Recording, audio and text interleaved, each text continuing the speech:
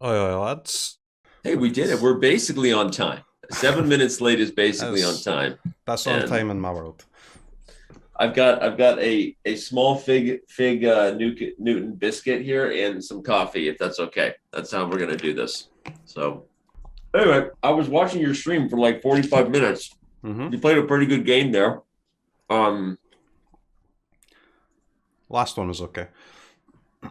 I mean, the last yeah, one was the what? best one of the day. I've been losing quite a lot to time. It's because Okay, the PogChamps games are 10+5, and I've just been queuing for right. some 10 minutes games, and the increment would have helped a lot. But when I try and queue for the 10+5, I end up playing against 1500. It's a bit difficult, so I've just went for 10-minute games. So it can Well, cost me sometimes, but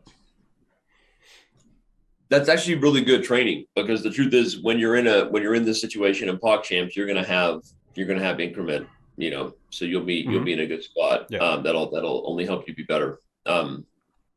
So anyway, well, good to get to know you, man. Like you said, you're a boomer. I'm a boomer too. How old are you though? Actually, let's Uh, let's be real here. I'm 30. You're 30, so you're Yeah. not a boomer. I'm It's old actually enough. It's definitely I'm old I'm enough. actually a boomer though. I'm 35. 35, that's getting on a bit.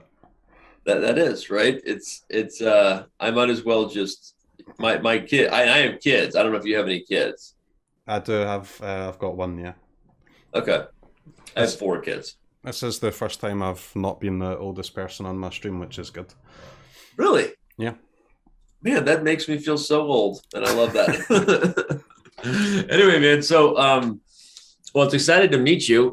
Can we just get it out of the way and just say that I love your accent? Am I allowed to say that? I mean, I know you probably never told an American in their life that you love their accent, but I do love your accent. Thank you. It's the only thing I've got going for me, so as long as it stays this way, it's good. um, well, okay, so we're here to bust out some chess, give you some training, and also, I think most importantly, whenever we do these lessons for Pog Champs, which we've hmm now, we've done. This is our fourth Pog Champs. It's been so much fun, and I try to be like, all right, what are you going to do this week to actually get better? Let me give you some advice. Here's how you can use the tools. Here's how you can get the most out of the week, right? And Yeah. I think that this as I was telling you offline, I think this This particular is great field banter. is pretty wide It open. really Like, I is. mean, I think probably Lud is the favorite, Ludwig, just because he's played before, and I think he's one of the stronger players. But I don't know. I think anybody can win, so that's good. Yeah, Like, I'll try and I do know as you. best as I can. I'm not expecting to steamroll everyone, but if I can compete and then play well in the day, then I'll be happy with that. Yeah, cool. Um, all right. Well, where do you want to start? Do you want to tell me a little bit about what you've been doing this week? Um, you can also Yeah. you asked me some questions about puzzles. I can give you some advice there. I can also go through your openings. Literally, I know a lot about this board game called chess, so I am here That's for good. you. You're the right guy Whatever then. you need, that's me. I'm your guy. So I so mean, what? most of my over the last week or so, I've been doing Puzzle Rush, doing normal Okay. puzzles, playing games. I went through a few lines, like as deep as I can go, really, for my openings. Okay. And then I've been working through some of the lessons on chess.com, but like mostly for the kind of concepts that I'm aware that I'm weak at. I mean, there might be some Right. stuff that I'm not aware I'm weak at that I should be working on too, Right. but Okay. trying to do a bit of everything as much as I can. Okay. Um so the what is the time that you're spending on each particular one? Just out of curiosity, like what would you say you're equating your time to right now? Like you spend this much time doing puzzles, this much time playing. I've been trying to do about 4 hours a day. I would say maybe one hour of puzzles, 2 hours of games, and 1 hour of lessons. About that, Okay. maybe one and a half lessons, 1.5 games. Okay. Well, you're crushing it then. Damn. I mean, that's a lot of chess, man. I've That's more than I, some grandmasters are doing on a daily. I can tell you that.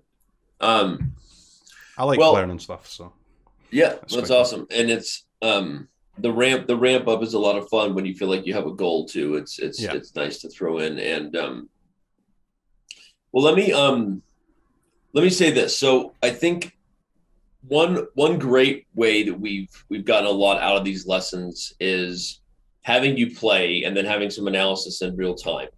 And I won't give like too much advice while you're playing, and maybe a little bit of guidance at times, just because it's sort of for training. But I'm not going to cheat or anything. Just kind of let you kind of play. But then we can. But if you can talk out loud while you're playing, and we can have some banter, I can kind of know what your thought process is and give you some feedback. The other thing that I would say we could do is spend some time looking at your openings, and just kind of making sure that you're not gonna that you don't have some horrible weaknesses in your openings.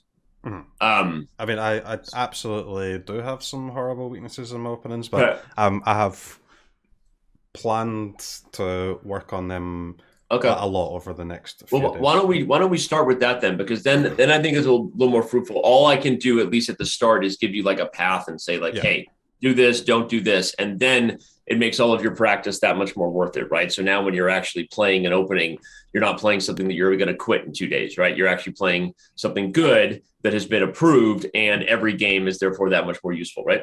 Yeah, I think you're going to tell me to change openings, but we'll see. Yeah, okay, so we'll see. All right, so what do you play as white? Go ahead. You can move the pieces on the board. We're on here. You look good now. By the way, I love your custom background. Love it. Thank you. Okay, so you play d4. D4 is great. So let's see. I'm gonna play black, and you play white, and let's just see how this goes. Okay, so you know what you're doing. You're doing great.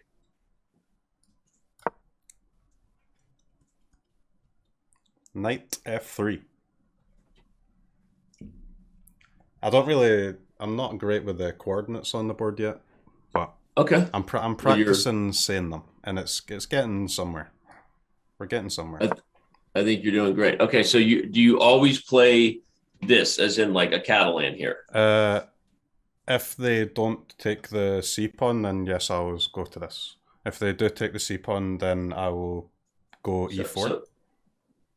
Okay, so if they play dc4 here, yeah, then I'll go e4 even before the knight comes out. Okay. I'll go ahead and play black here. We'll have a little fun, little test you out a little bit. I made myself a very large branded cup of coffee today, and it is freaking delicious. Enjoying it? Nice. I'm loving it.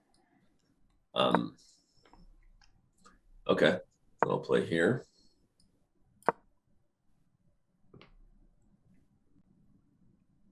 Okay.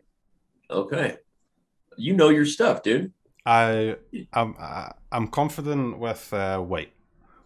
I'm happy with white. This particular line is actually not that great for you because you're going to give me the e4 pawn. Yeah. But you know the idea, which makes me happy, which is to play a4. So already I'm not too worried about backing up and giving you too much advice because, getting in this type of position is fine. One advice I would give is remember that the positional goal of playing c4 in the Queen's Gambit, as you do, is to trade off a more powerful center pawn for a wing pawn, right? Yep. And that's the whole goal of the concept, right? So you understand that, but that doesn't mean you have to try to grab the center in the most aggressive fashion right away. And theoretically you can, but some of those lines are extremely challenging. And as you saw, in our main game, you went with the most aggressive attempt, and actually your center got a little bit overextended with you focusing on grabbing this pawn back with this a4, forgetting that this guy here was sort of on pre.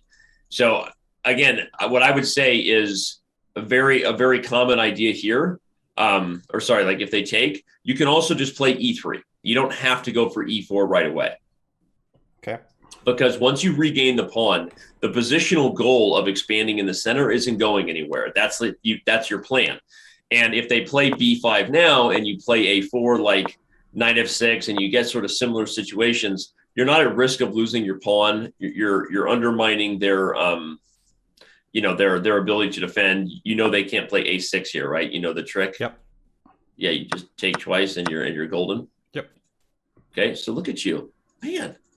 CROKEYZ for the win, bro. I got a good feeling about this. Okay. So you can play e4. Let's look at that. If takes, we get this and they play, and you can play e4. But if they play knight f6 here, what do you play? Normally I would play knight c3, but maybe that's wrong. Am I supposed to push the pawn? Exactly. There's a common trick here. If you play knight to c3, they have a shot that is well known with this move e5. And the idea is if you take it, they're going to trade queens. And your option is to take with the knight and give them the pawn, or take with the king, and they have this trick knight g4 where they fork both e5 and f2. So you obviously have to guard like the f2 pawn. They win this pawn, and they're actually defending this pawn. You can see the computer likes black a little bit. It's not like black is crushing or anything here, but this e5 shot is a trick that people often don't know about until they know about. So I'm emphasizing one particular point. You're clearly going to be comfortable here with white. So if there's any philosophical takeaway I can impart, it's that you seem to understand the concept, which is to get e4, but you don't have to rush the process. It's very commonly just like knight f3 is a great move anyway to stop all those e5 crap, all those tricks. Yeah. And then maybe you go for e3 and e4 next. And can I delay the e-pawn push like significantly and just kind of stick to something more like a Catalan and do the g-pawn? So the Catalan is an interesting question, and I'm glad you know, because so the Catalan, the moment you commit to that, the bishop is not on the natural diagonal to regain the pawn, right? Yeah. So there's you can totally play that way, and in fact, it's a completely different system. But I would say if they're taking this early, there's no reason to go for the Catalan idea. I would say you want to go for the traditional ways of just regaining the pawn. Yeah. Because the bishop is great here. You get castled, put your rook on e1, slowly prepare for the e4 in the center. Or I'll even just show you like a very common way something like this might happen is like this. Castles, knight c3. They maybe play b6 because their bishop is blocked here. So they're trying to put it on this diagonal. And now you have a couple different ideas.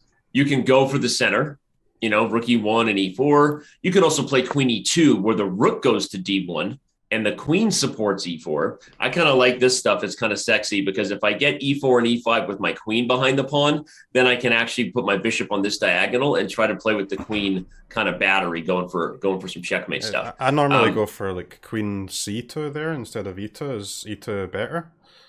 C2 is also fine.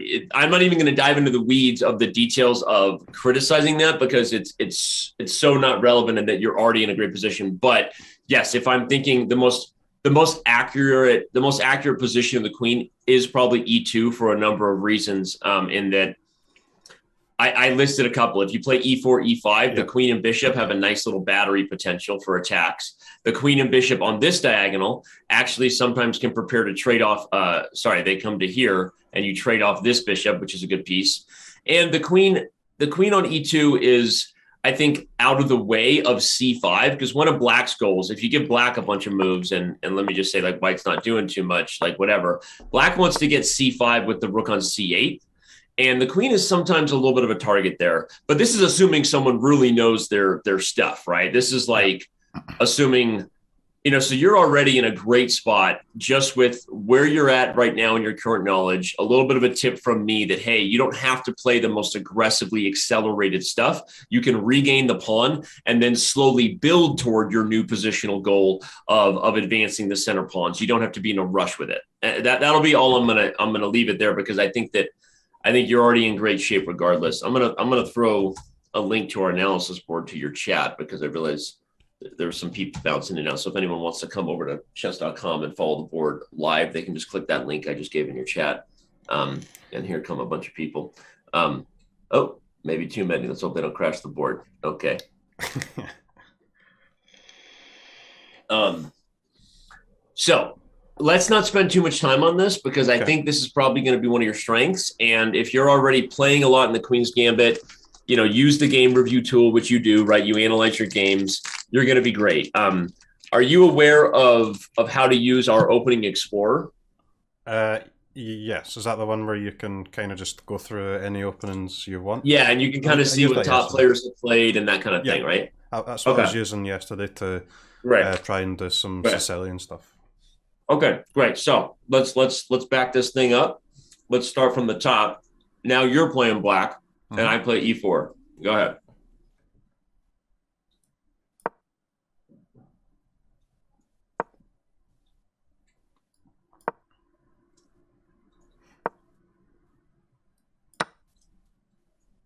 All right.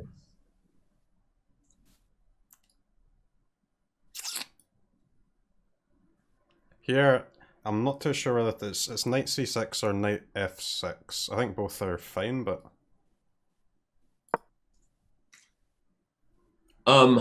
they're both fine. Knight f6 is the more accurate move because you attack the pawn and make them defend it, which makes sense.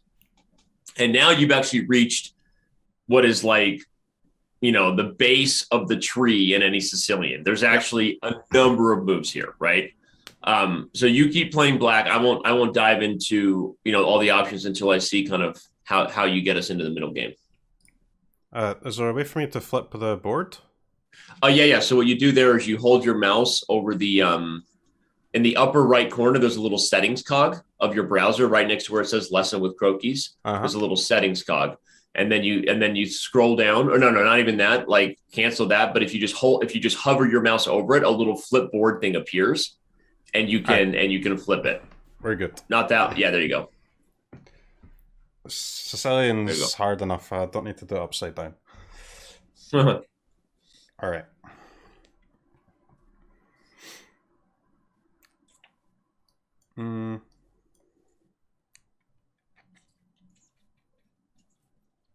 I think I can move my knight to like c6, or I can go e5 too, right?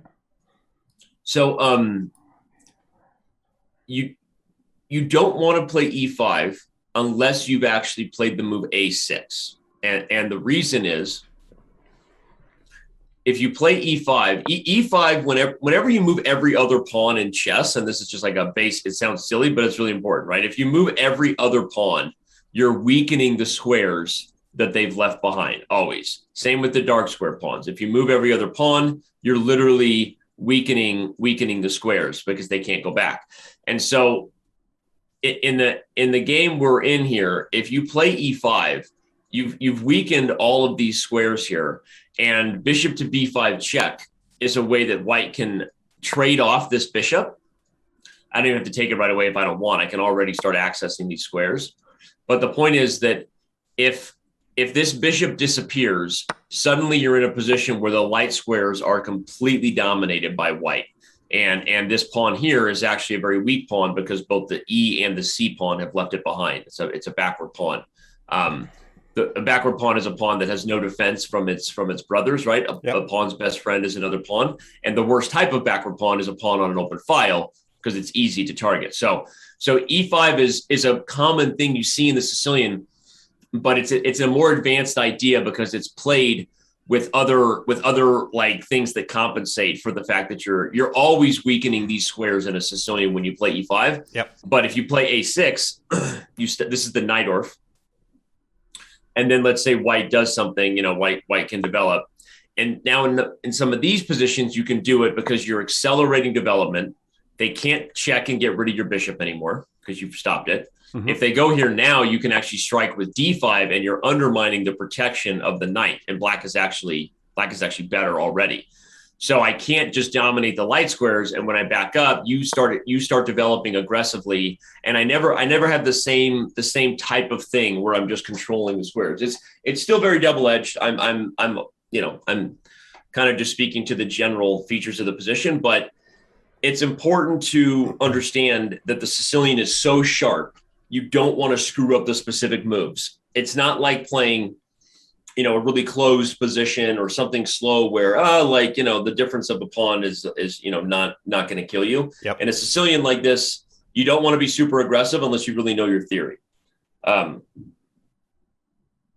So I'm getting to the, as you said, the base of the Sicilian tree, and then it's just a6 every time, pretty much. I would say that, yeah. So let me just say there are so many moves here. So a6 is the Najdorf.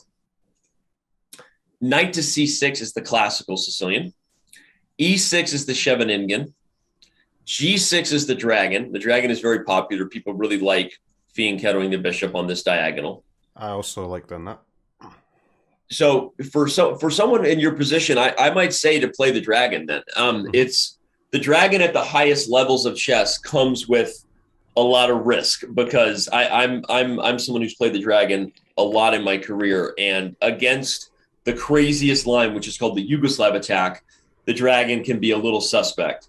And the reason is, I'll just show you what Yugoslav Attack is. The best way to undermine someone's fianchetto is to trade off that bishop. I actually saw you had that in the game right before I joined. You had lost your dark squared bishop, but you had won a rook, so it didn't matter. But if white plays, let's say like this, and they play f3 and queen to d2, their idea is super straightforward. They're going to put the king on the queen side. They're going to run this pawn up the board to open up the rook. They're going to trade off your bishop on g7. And then, as Bobby Fischer said, sack, sack, mate. Sack, sack, checkmate. That's what they're doing. They're going to crush you on the king side. Obviously, it's not that simple, and you have ideas for yourself. Black can play a number of things. Black also can try to attack on the queen side. Black can bring this bishop out, try to bring the queen out and the rook out. And what's funny is that at most levels below master, the dragon actually scores pretty well for black. It's incredibly dangerous, and black's position is so easy to play. So I'm going to go ahead and say, if you like the idea, if you like the concept of fianchettoing the bishop, if that's attractive to you and it feels like at home in terms of something you already are clearly already playing, like the Catalan, I would say go for the dragon. And let's say this out of today's lesson, right? I'm going to establish one goal for today's lesson. Let's decide that regardless of what we choose, at the end of today's lesson, you have chosen your repertoire and you're going to stick with it from now until the tournament, because this ramp up time is so critical in terms of experience. No more effing around, right? Like now it's like we're committing to something, same position. Your goal should be to get 25 games in the dragon before PogChamp starts, right? You just want to get a ton of games in this line. I can do that. Is there anything that would make me not go for G6 here, or am I just looking for No, G6 is great.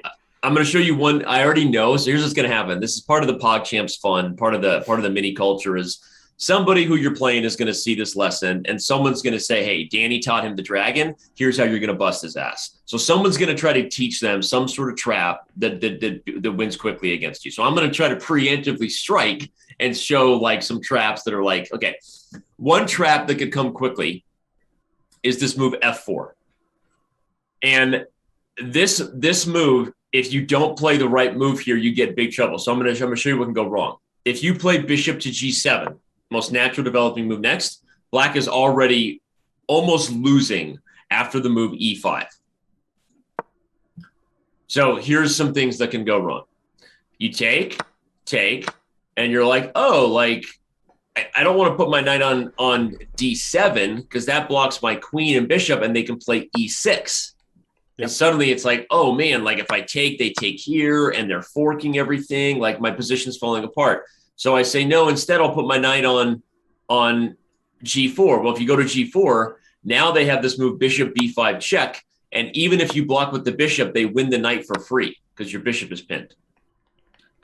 If you block with a knight, they also win the knight. They also still have e6 coming, which is a nightmare. And if you block with anything else on c6, they can just take it and fork the bleep out of you. So that doesn't work. So they put the knight on h5. Well, here comes the check again. And if the king moves, you lose immediately to knight to e6 check, winning your queen on the spot. So this f4 trap is actually kind of funny, and it can it can get dragon players in big trouble. But it's not a great move to overextend the center for white, especially because of the potential weaknesses on the dark squares long term. So all you have to do is start developing your queen side first and not allow e5. This move, knight to c6, is usually what the computers say is best. Just put the knight on c6. Okay. So if they play e5 now, you're just taking. If they do nothing, you're just legit just winning the pawn. So they can try to take on c6 and then play e5. But now that your pawn's on c6, you've stopped all the bishop b5 shenanigans. So just moving the knight is actually totally fine. You just back up the knight. There's no e6 because you're winning the pawn. Yes, it's double, but you've got actually a really nice big center here, and you can move the knight back next and defend, and you're in great shape. Yep. So this position is fine. Really, it's just one move. If they play f4, just don't blunder bishop g7, and you have to play knight to c6. Okay. I mean, I can do that. Okay. Anything else? Like there's nothing super crazy happening here. Is F4, is that the move in like the high level that prevents people playing the dragon?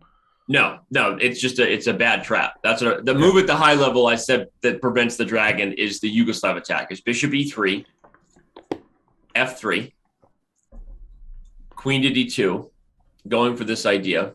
Yeah. Knight c6, and whether they castle or go for something like this right away, these lines are incredibly complex, and you don't just need to worry about that too much. A lot of the players at this level, I don't think would be super ready to play a great Yugoslav attack. But what I'll say is this: we might want to do one more lesson before the tournament starts. I'll be curious how many times you get the Yugoslav attack. Like from now until like a few days from now, keep me posted. Like, hey, Danny, everybody's playing the Yugoslav attack and kicking my ass, and I'll be like, oh, okay, good talk. We need to go over it. If you don't face it that often, then I'm not going to worry about it.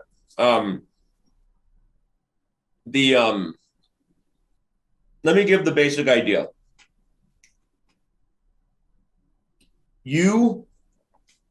So they're going to castle long. That's actually the best way to play.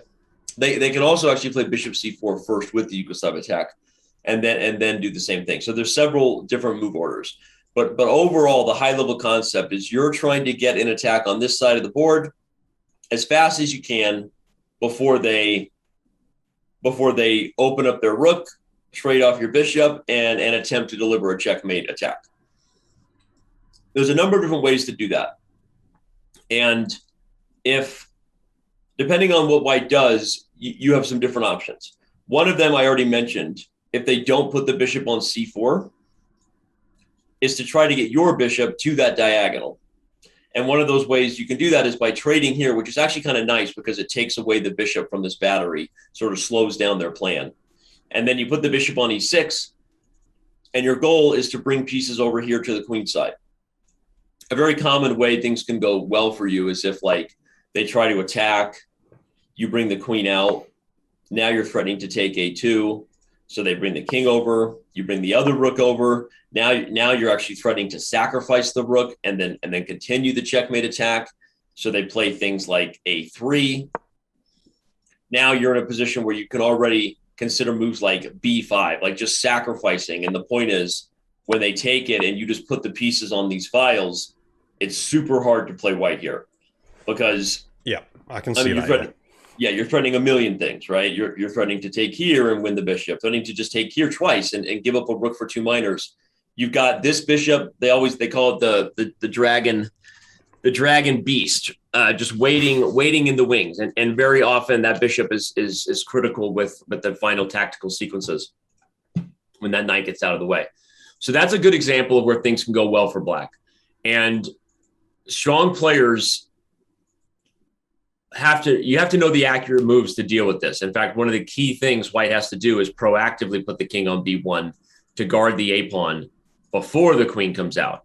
And the reason is that now if you go for this, they have this very nice shot, knight to d5, which is a little discovered attack, because when you trade, they have an intermezzo. They take with check and then take here, and they want a pawn. So that's actually not what you want. Yep. Which means you have to play queen c7 instead of queen a5. Similar ideas, bringing the rook over, put the other rook here, push them, baby. Try to go for an attack. Should I be playing this aggressively on the queen side, even if they're not playing the Yugoslav?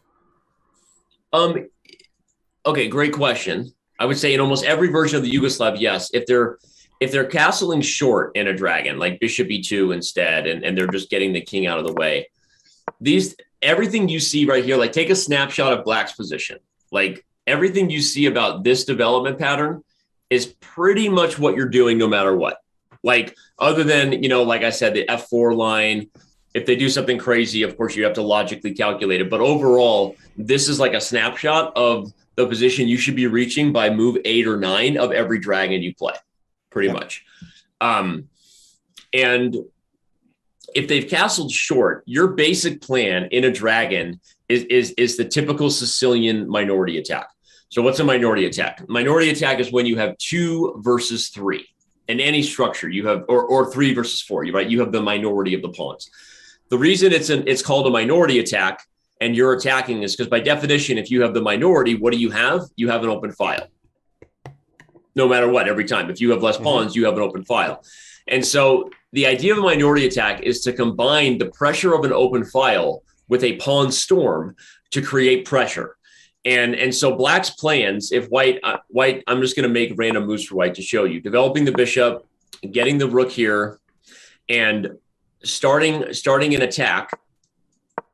I mean, what I just showed you in the Yugoslav was actually kind of the same thing, just a little bit more accelerated because it's all out checkmate warfare. But basically, this is like another snapshot. And again, white's moves will be different, but basically, black is doing what with the minority attack? You're putting the rook on the file. You're actually preparing b4, which in many ways increases your pressure on the center because you hit the knight who defends the pawn. So you're actually creating an attack on the center. The rook and bishop are often working together on this square as well as the b2 square, depending on which file becomes open. Yep. And your goal is minority attack on the queen side. Look for opportunities on the c file. This knight will often come from c6 to either a5 and e5 and head into the c4 square. It's a very good plan. Even in the Yugoslav attack, it's a very common maneuver to bring the knight to this square and try to trade off this bishop and accelerate your attack. One really fun point, and we'll see how white plays it in your games. Can't wait for you to get some practice. Is that in some ways you should also be willing and looking to sacrifice this exchange and to get this pawn. Like in this position, I exaggerated it. Black didn't have to sack the exchange. You could have played b4, but obviously I haven't been moving for white for a while. But this type of position where you've given up the rook for the knight to double the pawns and to win the e4 pawn is a very common sacrifice in the dragon and almost always good for black. You can see even down the exchange here, the computer likes black. Like this is a great position for black, and it's a very common way that you'll get a good position in the dragon. Why is it so good? Sorry. Well, you've already gotten a minor piece and a pawn for the rook, so you're basically even on material. Your pieces are also just dominant in the sense that they control the center of the board. White has positional weaknesses to go with it, meaning long-term targets, right? Black, one thing about the dragon is that other than the Yugoslav attack, which undermines, this pawn chain with h4, h5, other than that idea, the pawn structure itself is just very, very solid. Like it's a very dense, like kind of just like position that doesn't have a lot of positional weaknesses. There aren't a lot of holes in the position. There's no outpost squares. There's no real weaknesses with the dragon other than the Yugoslav attack where they're undermining the pawn chain and getting rid of your fianchetto bishop. So that's a good example of things you would do with black and the dragon if you were just left to your own devices. If they weren't doing anything to challenge you, you're developing a minority attack on the queen side. And so if it is a good spot to do the rook sacrifice, am I kind of long-term looking to be bringing the other rook over and continue attacking a similar way even after I've went for the sacrifice? Or Nice. Yeah? 100% you are. Cool. Yep. It is bad etiquette to speak while chewing. You're right, Orion. Sorry, someone in my chat is yelling at me for speaking while chewing. I'm starving. I haven't had breakfast. Okay. I woke my ass up at 6 a.m. on the West Coast for my boy CROKEYZ here. That is early. Thank you very much. I haven't been up at 6 a.m. in a long time. I get up at 2 a.m. these days. So wait, you go to bed at 2 a.m.? No, I get woken up by our baby. Okay, every night. I know what you mean. Yeah, on that. But my kids are in school, so I'm getting up, 6 a.m. anyway, most of the time. But on Sunday, I wouldn't normally. Anyway, okay, cool. Why do you think the Dragon's not more popular then? If it seems really solid and quite fun to play. Well, no, it's extremely popular. There's no way I can give the lesson without thinking, just because my brain is going to be thinking about all levels of chess. I kind of already said, like, at the highest levels, the reason it's not more popular is because the Yugoslav attack. And again, I haven't really showed you. Sorry, I haven't really showed you the main line. So after f3 castles, queen d2 takes, knight, castles long here. Mm-hmm. If I play white here, I'm going to destroy you. And strong players will win these positions as white. So what I haven't showed you is like, okay, the most accurate way to play these positions is for me to launch the attack. I can actually play either way, but and what I mean by that is not just you, right? I'm going to win. That's my job. It's like, that's not a relevant flex. But what I'm saying is high level chess, 2 international masters playing, white wins this position more often than not. But we just don't think that my opponents are going to get to this position. That's what we're saying. Yeah. And so what I'm saying is, but it has been, don't get me wrong, the Dragon has been played by a lot of grandmasters and it has a lot of merit to it. All the things I'm showing you are very, very dangerous for black. And it takes well-prepared theory for white to really know how to win these positions consistently. So I just castled long. If you want to play black, we can practice it a little bit. But the idea is I'm going to launch this attack.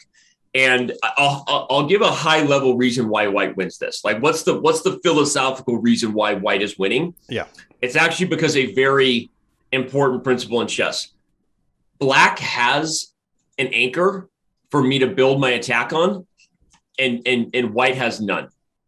And what I mean by that is this weakness on G6 can't be undone. It's only a matter of time before I get there. Your attack takes a little bit of manufacturing. You have to create weaknesses. Like white actually has no weaknesses in this position. It relies on threats that black is sort of like artificially generating. It relies on white taking a pawn and opening a file. It relies on white making a calculation mistake about how to defend this. Whereas like every move I get that I have an opportunity to, I'm eventually going to open the H file, trade your bishop, and have a checkmate attack that is like, it's positionally based. It's based on a pawn structure that you can't undo. And so that's a very high level way of saying that the best attacks are based on your opponent can know the plan is coming and it doesn't make a difference because they're attacking something that is strategically fixed about the position. And so the Yugoslav attack wins in a lot of cases because we develop and you're developing pieces to get this attack. Even here, oops, that was weird. The board just clicked around. So let's see, I'm going to play bishop c4, bishop d7. I'm even going to give you, so you got extra tempos. You go here, you gain a tempo, I back up. And black is ahead a little bit. You've gotten several moves here and I still haven't launched a pawn, but now I'm going to start to do it. And already here are some things that happen. So how do we play this position? If we do the knight to c4 plan, they take, and then we continue forward. We play h5. You take it with the knight. I play g4. I've sacked a pawn to open up. You go back. I come in with the bishop. I've sacrificed a pawn, but I've opened the h file. There's just no stopping it, huh? Well, it gets really hard. So now you play... like queen a5, and I trade, I check, and I remove your knight from h7, and it's mate. Like that's an example of like the threats that are coming. I actually think the way I played it was inaccurate. I think your rook on c4 is actually threatening some weird stuff here. So I think before bishop h6, I need to play a move like knight b3 or something. I think there was like some crazy tactic here, like knight takes e4, and then like winning this or something. Like, but okay, like even that is actually like probably still like super dangerous for black, regardless of what the computer says. But okay, I don't even need to allow that. I can back up because again, a lot of like where white's knowledge of these positions evolved, especially with computers and their influence over the way that the chess is played, is the dragon was most successful when white felt like it really was a race. When white was like, I have to rush and you have to rush, and I can't even slow down to just defend my queen side. Yep. And as the knowledge evolved, where it was like, look, no, this isn't going anywhere. All white has to do is parry the threats on the queen side, and every time I deal with the threats, eventually this plan is going to occur. So there's tons of games, and black has won brilliant games, as has white in the dragon. It is one of the most fun positions to play. The Yugoslav Attack historically is super famous. But it was really like white sort of like having an approach that was more positionally minded and patient that started to really bust black over. So I'll give you an example. That line I showed you with takes, and bishop b6, I said if white plays king to b1 to prevent queen a5 because of this nice knight d5 trick, and you go here, now again, if white continues to play slowly, like I'm not in a rush, I play knight d5 anyway. You can't take with the knight because then I'm just going to get rid of your important bishop, take with a tempo, and then here comes the plan. You don't want to get rid of that guy. Okay. So you take with the bishop, and I take. You can't take with the knight now because, again, I'll take and win a piece. So you bring the rook over, and then I just defend. This has become this 12 this whole 11 knight d5 line in this line, or actually the movers 12 knight d5 has become like white's way to just make black feel suffocated. You literally have no squares to come to on the queen side. Like white controls every single square of access, and I'm still coming here. It's crazy. So you play like b5. Here's my point. I don't even have to take. I can take it, but I don't even have to. Like I can just go for the attack, and then you like do something else, and here comes the attack. And the point is like, eventually white is getting here, and you're too slow. Why? Because white has no positional weaknesses. Like you're not actually attacking anything that's weak. I am attacking something that's weak, and you can't stop it. And so, and I'm kind of over exaggerating just to show like this was like the approach white started to take. And it's very hard. It's very hard to play that accurately without like frankly, like master level chess understanding. Because black's position is very scary, and black is going to attack, but white has to know really how to be patient about it. And I think the more you play this line, you're probably going to get some great games and be like, Danny's crazy. Like the dragon's just winning for black. That's what I want. I want you to become a dragon addict. I'm basically giving you a gateway drug right now to ruining your chess. That seems like a fun one to play. I was just wondering if I need to, if I do play against the Yugoslav, if I'm just to continue the attack and just try and push through, even though it's clearly 100%. Big disadvantage. But yeah, so just keep going. Yeah. Forget everything I'm saying about how white should play. No one's going to play that way. Yeah. You're just going to destroy him. You got to start playing the dragon. I'm excited about this. I cannot wait to see. If you win PogChamps because of a big win in the dragon, just remember where you got it. That's all. Anyway, all right. So now, what about when you're black against d4? This is what I was going to work on tomorrow, so I'm not too confident about this, but I've got an idea. Okay, so you're playing knight f6, and let's say I play c4 or something. Okay, so you're playing the king. You are a fianchettoing guy. You are a son of a gun fianchettoer. I love that about you. Well, sometimes d5 is fine here, right? Normally yeah, you can play d5. So d5 is the Grunfeld. Bishop g7 is the King's Indian, the traditional King's Indian. I would normally go d5, Grunfeld. Okay, so let's see. Go ahead, play d5. Let's see how you handle it. I will continue to challenge you.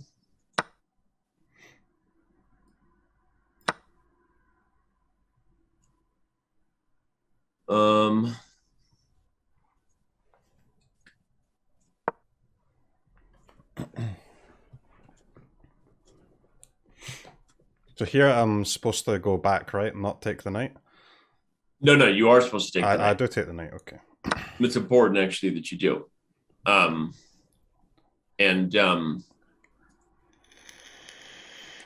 now I take, and I want to see just how far you might necessarily have the ideas known at this point. No pressure.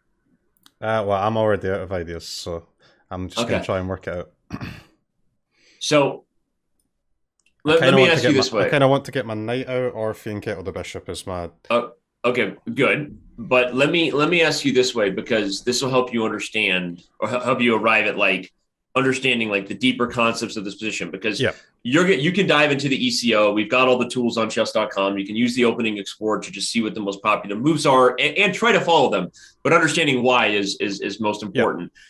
Agreed. Think about it. You're a queen's pawn player, and your whole goal of the queen's pawn opening when you're white here is to literally get them to basically for these pawns to disappear and for you to get a big center. That's the whole goal. When white has a big center, white has more space and an advantage. So why in the world would the Grunfeld be any good? Why would black play for a position where you're giving white the advantage in the center that you fight for when you're white? I'm asking you that to help you like come around to what's different about this position from the normal Queen's Gambit. I think you're trying to put a lot of pressure on the middle rather than on the center rather than take it, right? Okay, but what particularly on the center, right? What is different about white's pawn structure and your development as black than what we normally saw in a Queen's Gambit? They still have their C pawn? They have their C pawn. That's right. And well, not only the C pawn, it's not a B pawn, it's a C pawn now, right? So they have the center supported critically by these pawns because without that pawn, actually, their center is a little bit loose. It's particularly which pawn needs the support, right? The D pawn. Yep. And you're developing the bishop to this diagonal, right?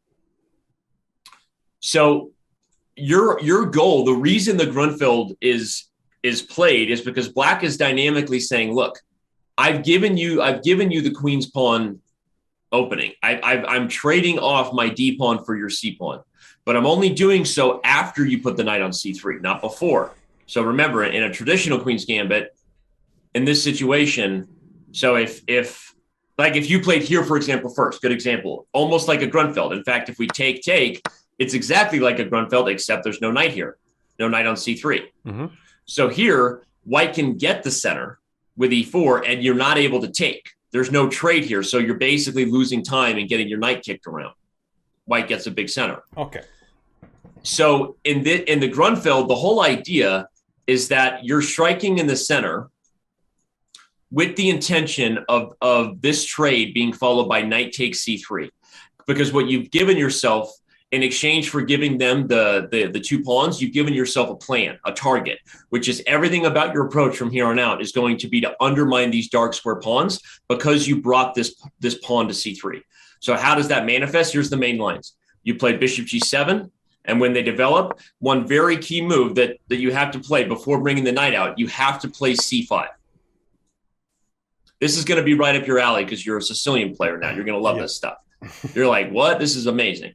Because, and it's key, this would be an absolute horrible move to put the knight on C6. And because now you're like throwing stones at a brick wall, right? You can throw them as much as you want, but it's completely supported and you don't have any way to bring more firepower. If you play C5, now everybody gets to play. The knight comes out behind the pawn and we're doubly increasing our attack. Our queen is able to come out and hit A5.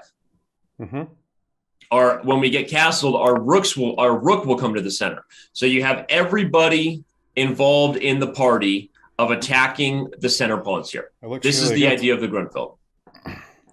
Looks really good. Yeah. And that's the coordinated plan. So remember, so that's what you're doing. And what white is saying is, okay, you can bring the whole house, big boy, but you still gave me the center and I'm going to use it. Right. So white is saying like, look, like, yeah, you're going to do this and I'm going to defend it. All right, here we go. Like, I'm going to play here.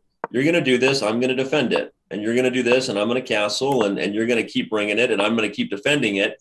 And we're going to have a battle where you have a target and I have a strength. Right. And then you're going to try to go here to try to trade off the knight who defends the pawn. Right. Mm-hmm. And actually, this is already getting good for you. And then, you know, they do something and you're going to put the rook here on the queen. And now you're going to take here and blow things open.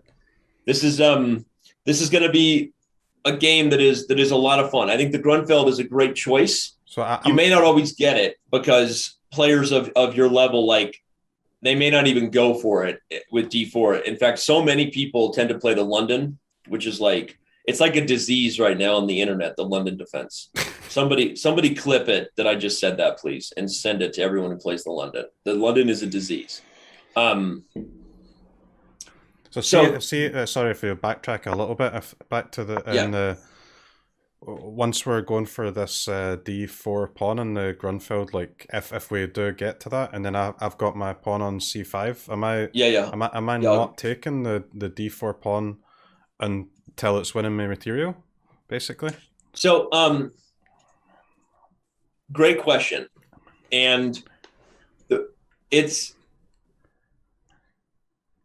not wise to relieve pressure when we're the ones who own the tension. And in chess. And what that means is clarity helps the defender always. Clarity will always help the person on defense. Is that, and again, I know I'm speaking in like abstract terms, but it already makes sense just in terms of like modern warfare, right? Mm-hmm. Clarity always helps the person on the defense. And why do you own the tension and not white? It's very simple. Because white's options to break the tension hurt him.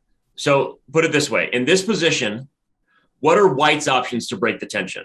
If I take it, I lose this guy, and that's horrible. If I push it, I probably lose this guy. If I ignore it, you're only going to bring more pieces, and eventually, so if I make a bad developing move, I might lose the pawn anyway. So the tension favors black. White is not in a position to do something different without there being consequences. And when you own the tension in chess, it's like water on a dam. You want to build up till it breaks. You don't want to relieve the tension for them. The moment you make a trade, if you make a trade early, you clarify things. Like now, instead of having two weaknesses, I only have one. Yep. I also don't have to, now I can develop my pieces focused on defending this pawn, not worrying about supporting the entire pawn chain, right? Okay.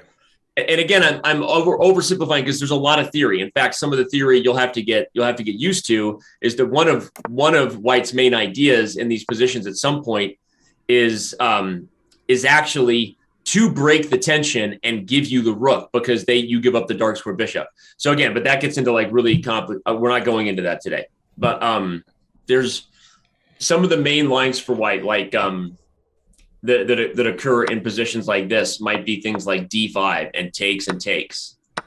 They give up the rook and then you move, and then they get like bishop H6 and then F6, and then they just play like E5 and they go like all in for like crazy attacking stuff. Okay, but this is a fun game, and we can deal with it. I will say this because this position here does eventually occur often because you can play rook d8, you can play bishop g4 and eliminate the knight who defends the pawn. So don't get me wrong, you can take and still have a plan. You have a target, and you're gonna bring up your pieces to build up on that target. Yep. But you don't need to take early just because, right? You want to let the position go, and at some point, if you do take, you are inviting these ideas where they play D5 and go for that crazy exchange tag stuff. Yep. I'll say this about this particular structure, because this is like, take a snapshot of this position, right? Just like snapshot what you're seeing for even without the details, even with the details changing. This dynamic of black having the 2 versus 1 and white having the huge center is like the Grunfeld structure. Like this is like Peter Svidler, eat your heart out. Like he's a Grunfeld expert. This is like the dynamics here are very complicated. Black has this long-term advantage of the end game because you have a queenside majority, which eventually can become a pass pawn. White has a huge center, and with it, they get very aggressive, including ideas where they're sacrificing the exchange to blow open the position. It's a lot of fun. And the Grunfeld is a super dynamic opening for both sides, kind of like the Dragon, but better not as one-sided at the highest levels of chess. The Grunfeld is played every day. Like literally, I was doing commentary a couple of days ago for this huge St. Louis events going on right now, the Sinkfield Cup and the St. Louis Rapid and Blitz, and I probably did commentary on multiple Grunfelds. Like it's played every day at the highest level. Okay, cool. So Well, we've already done a lot of good work here because we've now established your repertoire. You're going to play D4. You're going to play the Dragon, and you're going to play the Grunfeld. There are going to be other things that come up, but you are already in a spot where you can get a ton of practice in, and every game you play is making you just micro better, right? Yep. Micro better. That's the goal. Just a little better every day, right?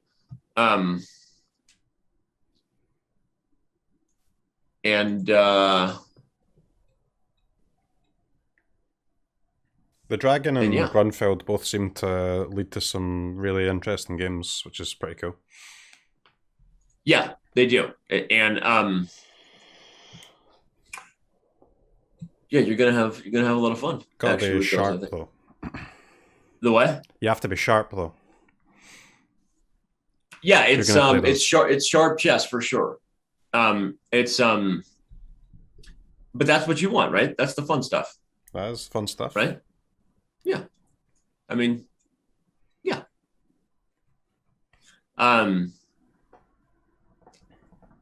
We've let's see. One thing that I've been struggling with, like in my practice games, is sometimes when I'm playing Black, not really any particular attack from White, but sometimes I can get like quite overwhelmed in the early game if they're playing a really aggressive opening, and I can struggle to defend that, and I feel like I'm losing quite a lot of my games where White does play in that way. And do you have any advice on how to practice defending? Just defending a very aggressive opening from White, if there is. Well, yeah, it's hard. It is a bit of a vague thing to try to answer because the specifics of each one obviously will matter, right? Yeah. Which opening you're facing and why. I think already having a map, having a backbone of now you know what openings you want to get, especially with the Dragon and with the Grunfeld, is going to help because every game, like your process should be this: play the game. You can analyze it with the game review, which I've seen you doing. But then the next step, game review is fantastic, and it's going to be the most critical high-level summary of like the biggest mistakes that were made. But the next step in terms of like self-improvement is to then go to the opening explorer and figure out where the game first left theory, right? Figure out who played a move that wasn't the most popular move first, right? Okay.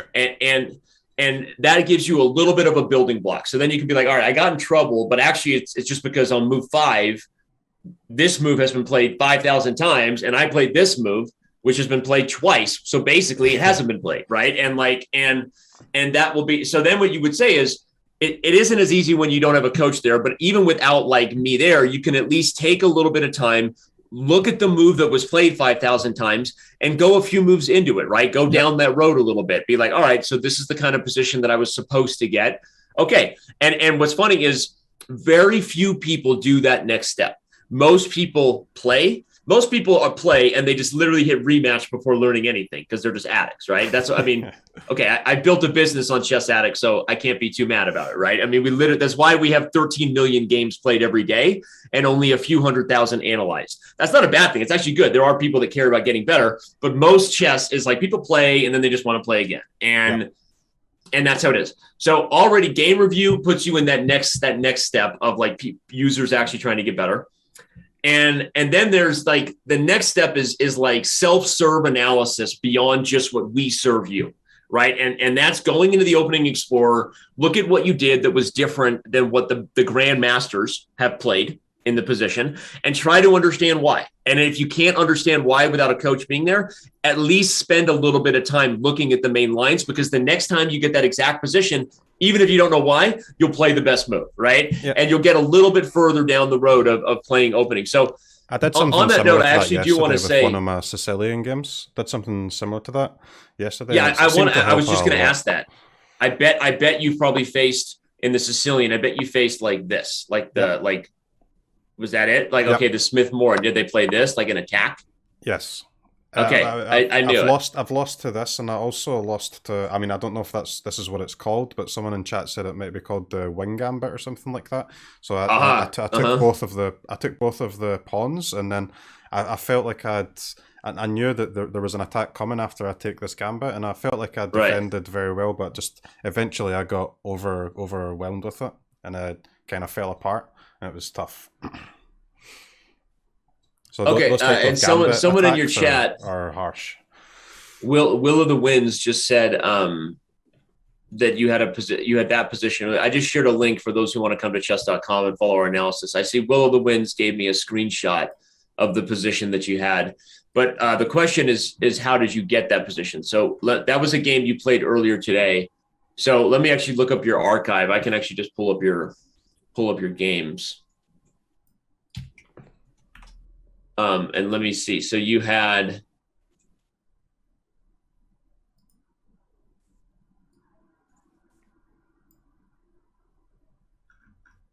this was not quite. I'll invite you to this analysis board. You were doing great in this game. You just like lost on time, it seems. Yeah, I was in this game. I was there was like a big move in the early game where, because they moved their knight forward to G5, and then I could see like a queen and bishop, and maybe even them pushing the H pawn, and I was a little bit worried about defending that, like over worried. Okay, hold on. I'm going to invite you to a board. Okay. I just found the game that you got killed in. Yeah. Okay, I just invited you to the board.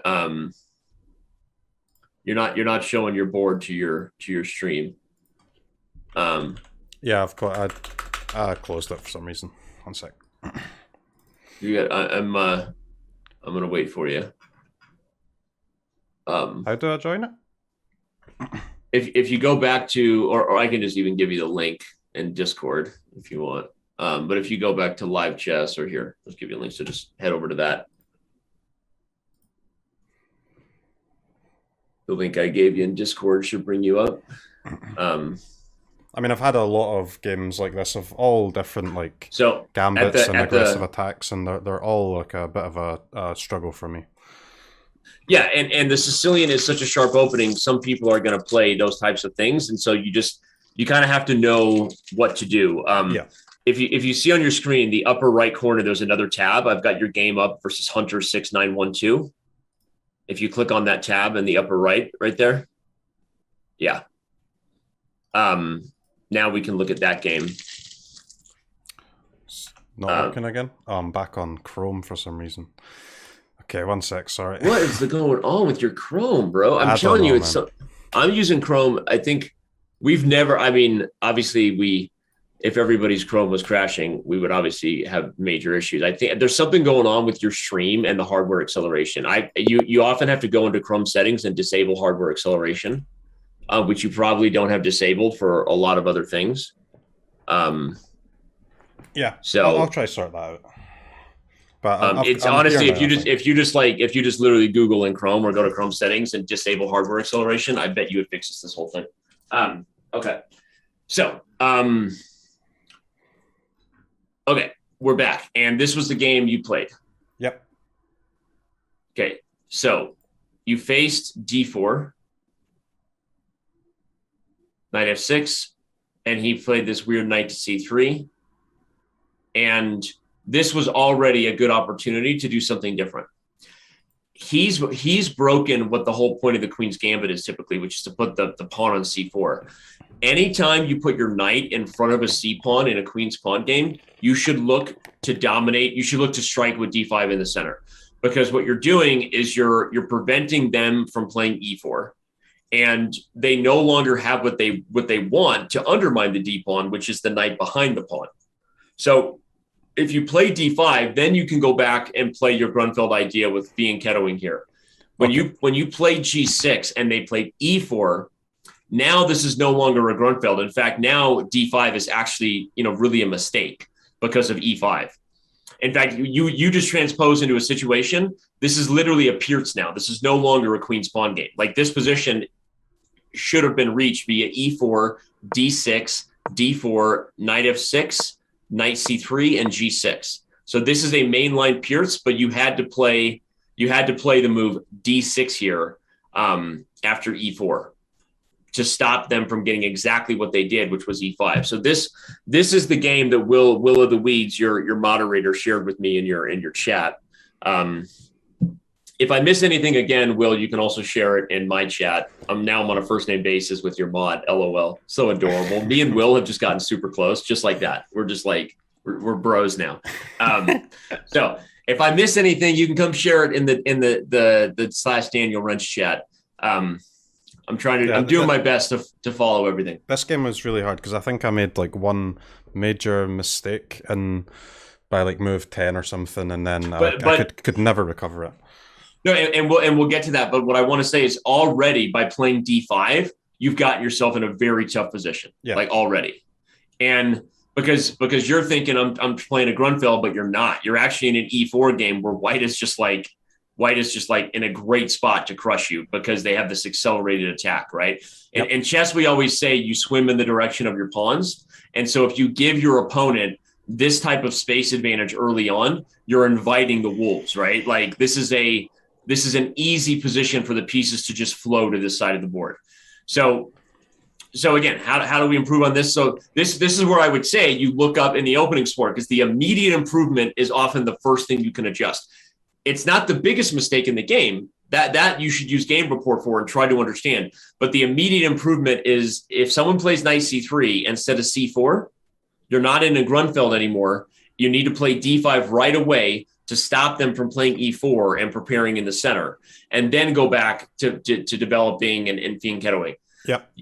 So when you allowed him to play e4 and then d5, he's already in a very good attacking spot. You played knight e4. He could have actually taken, but he played queen e2. That's actually not a bad idea, because he's got, despite the double pawns, he's actually got, these pawns are doubled, but he's got a very good pawn chain. And bishop g7, knight f3, castles, knight g5. He's all in on the attack. So when I saw knight g5 here, I knew that the attack was coming with the pawn, right, with the queen, with the f bishop, and at this point I was like, that's when I start getting terrified of an attack that it looks like I can't defend, especially when my c bishop and my b knight are just so far away from helping. Right. And then the computer wanted me to do c5 here. It's just a move I can't find. Well, I was just about to say, I'm going to give you a philosophical tip that will help you find moves like c5 in the future. So now that I see a little more specifics of what you're struggling with, I can go back to answering that question you have, where you're like, look, what do I do when people are launching an attack against me, right? What do I do when people are playing really aggressive stuff here, right? That was kind of your question. Yeah. And there's, again, it's not a question that I can easily answer conceptually, because it's like going to a doctor and saying, I don't feel good, but not giving me any symptoms, right? It's like, well, like, what do you mean? Is it your tummy? Is it your throat? Is it your eyes? Like, I don't know anything, right? So it's not exactly fair, but I will say this. Typically, the best medicine for someone attacking your king on one side of the board is to open the center, change the pawn structure.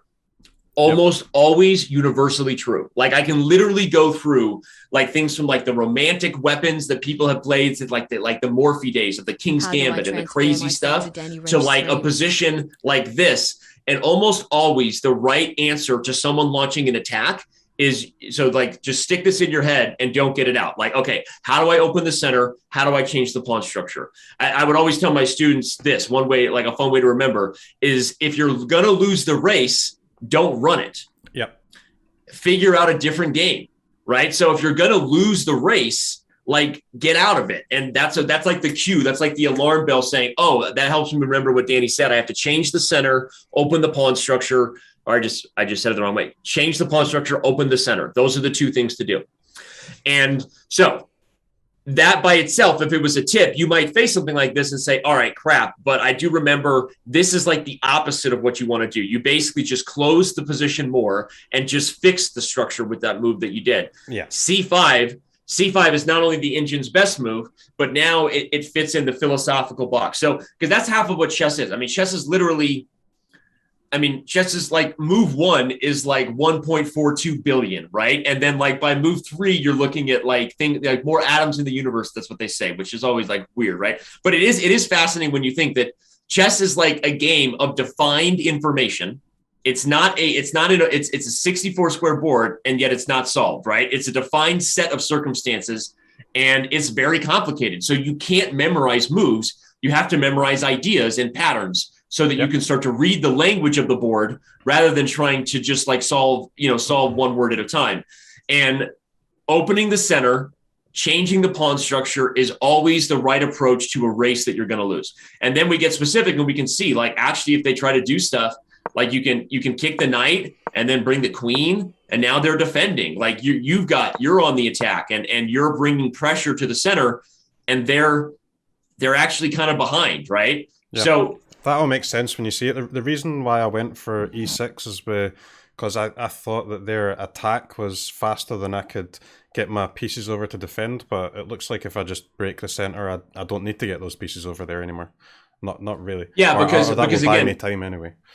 Well, because what you just said within your mindset without saying it is you were still playing the race. You were thinking, I have to stop the attack by getting my pieces over there, which means your like mindset is he's attacking me. Oh, bleep. How do I get pieces there to defend? And what I'm giving you is a way to like open the different door, which is if you're losing the race, go through a different door. And that's what changing the pawn structure is all about. Opening the center is the right way to defend positions that we're getting attacked in, because it forces them to deal with new issues, and that it creates a different game, right? You're actually creating threats against their king, right? Does opening the center only work if their king is still not castled? No, it works even if it's like, if you're losing a race, change the pawn structure works even if their king is on the other side of the board, because when the position is open, the avenues of communication are more aggressive. So the reason they say open the center is because if you're losing a race and it's closed, there's no way to do anything but run the race. Yep. But if the center is open, now like bishops move from here to here and from here to here. It's like the dragon, right? Like you want to open the center if you're going to lose the race, because it creates a free-for-all rather than a position where you're basically, playing from behind. I follow it. So that's a good concept to like, for future games when you're getting attacked. So now to move on. Sorry, once I go e3 there, is that game pretty much, it can't be recovered? It's like essentially lost once I go e3? Yeah, you were in huge trouble. I mean, the moment you played e6, they started so queen g4 wasn't even like maybe the best. Like the best for them. So what they did was actually a very good lesson too. They played for the superficial way to build the attack rather than the firepower that can't be stopped. Like they played for queen g4 in here because it was the fastest road to checkmate, but that actually wasn't the best. The best move for sure is to play h4 and to play h5, so that now when they come in, they're coming in with the house and you can't stop it. Most people will play this sort of superficial move. And what's funny is after queen g4, your next move was a big mistake. If you had again went for the opening of the center and they play this, you can actually play h6.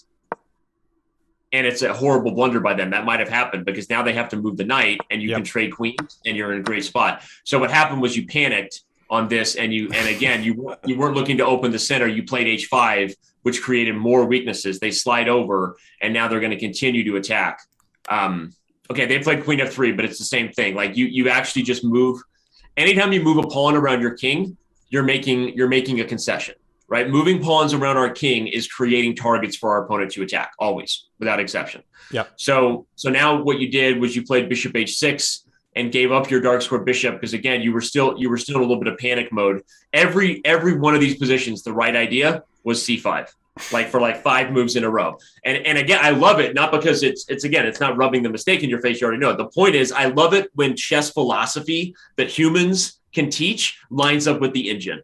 Because the engine is saying C5, but the engine doesn't think like I do. The engine doesn't give a bleep what I think. The engine is like C5 is the best, and it has very concrete reasons. It wants you to attack the king. And I'm saying C5 is the best because the only move in the position that changes the pawn structure and creates counterplay for you, rather than you just, putting your head between your legs and just waiting for them to beat you with a hammer, right? Yeah. I'm sorry if that was graphic, but that's what you do. That's what people do sometimes in chess is they just kind of wait. And no, it makes complete sense conceptually, which is good. Yeah. And that's the most important thing, because that'll help you remember in the future. Like, we can go over a million games and you can be like, all right, I'll move 19 of this position. I shouldn't have hung my queen. Okay. Thanks, Captain Obvious, right? I'm not going to blunder my queen. I'll move 19 of this random position. But what were the concepts that got us there, right? What was the plan you didn't understand? And I always say that mistakes are made when you're already in a bad position, or at the very least, you don't know what your plan should be, not randomly. Like, people who want to get better admit that to themselves. People who don't care about getting better and just want to make excuses say, oh, I was winning that game and it's the one blunder.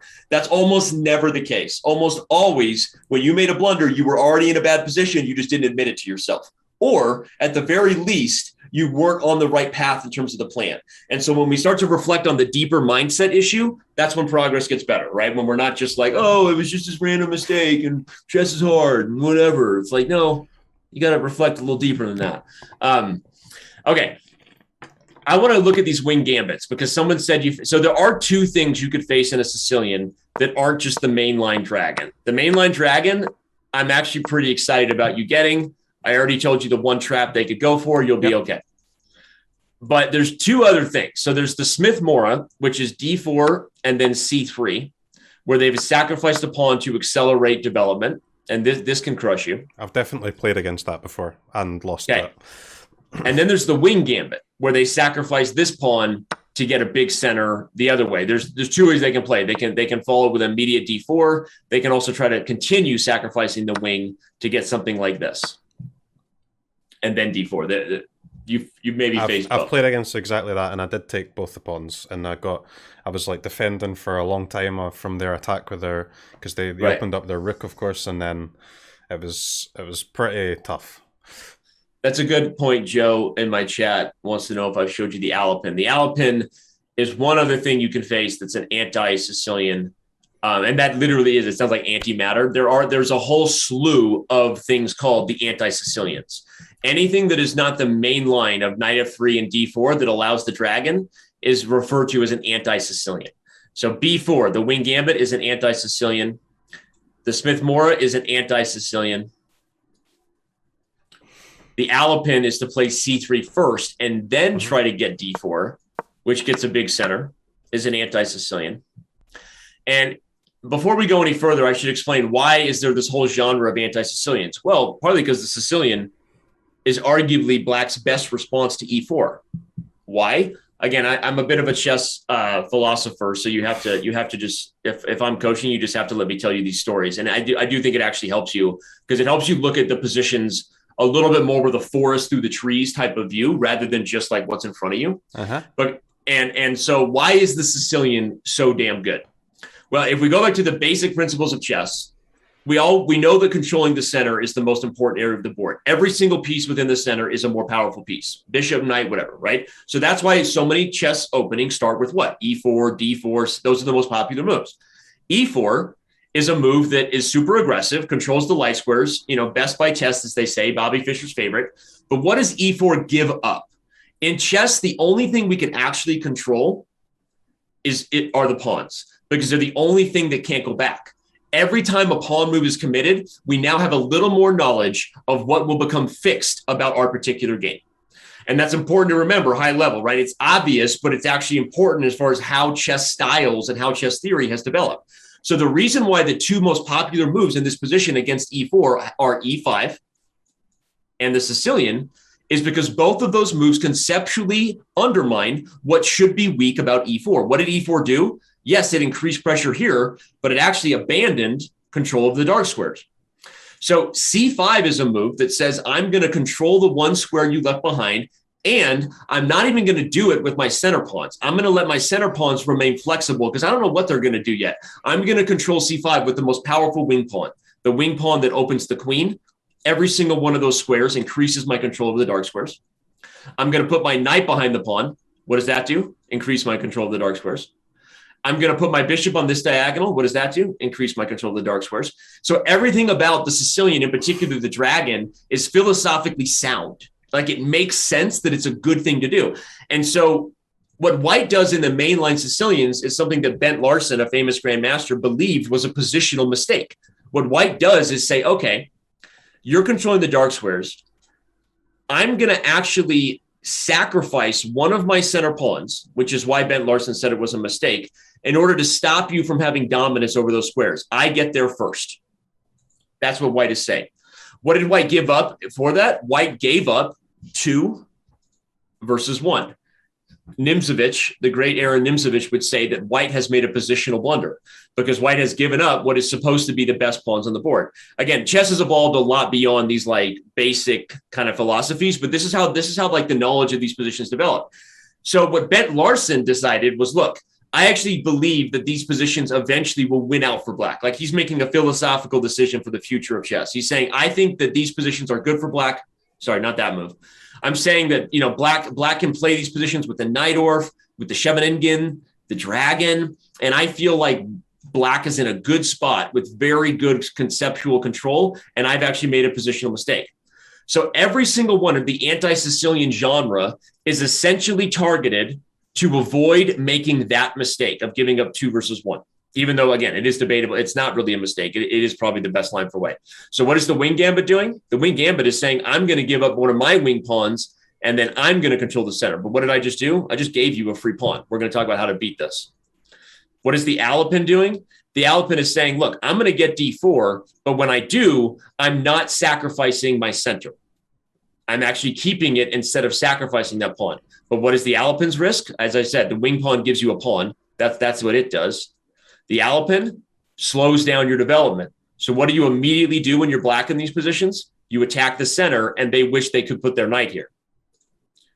You can also play d5 in the Alapin and bring the queen out, which you normally can't do because the queen gets chased and it's not what you want. But this is also a main line in the Alapin. So we're going to talk about how to beat that. And then the other thing they can do is play d4 right away and sacrifice the pawn.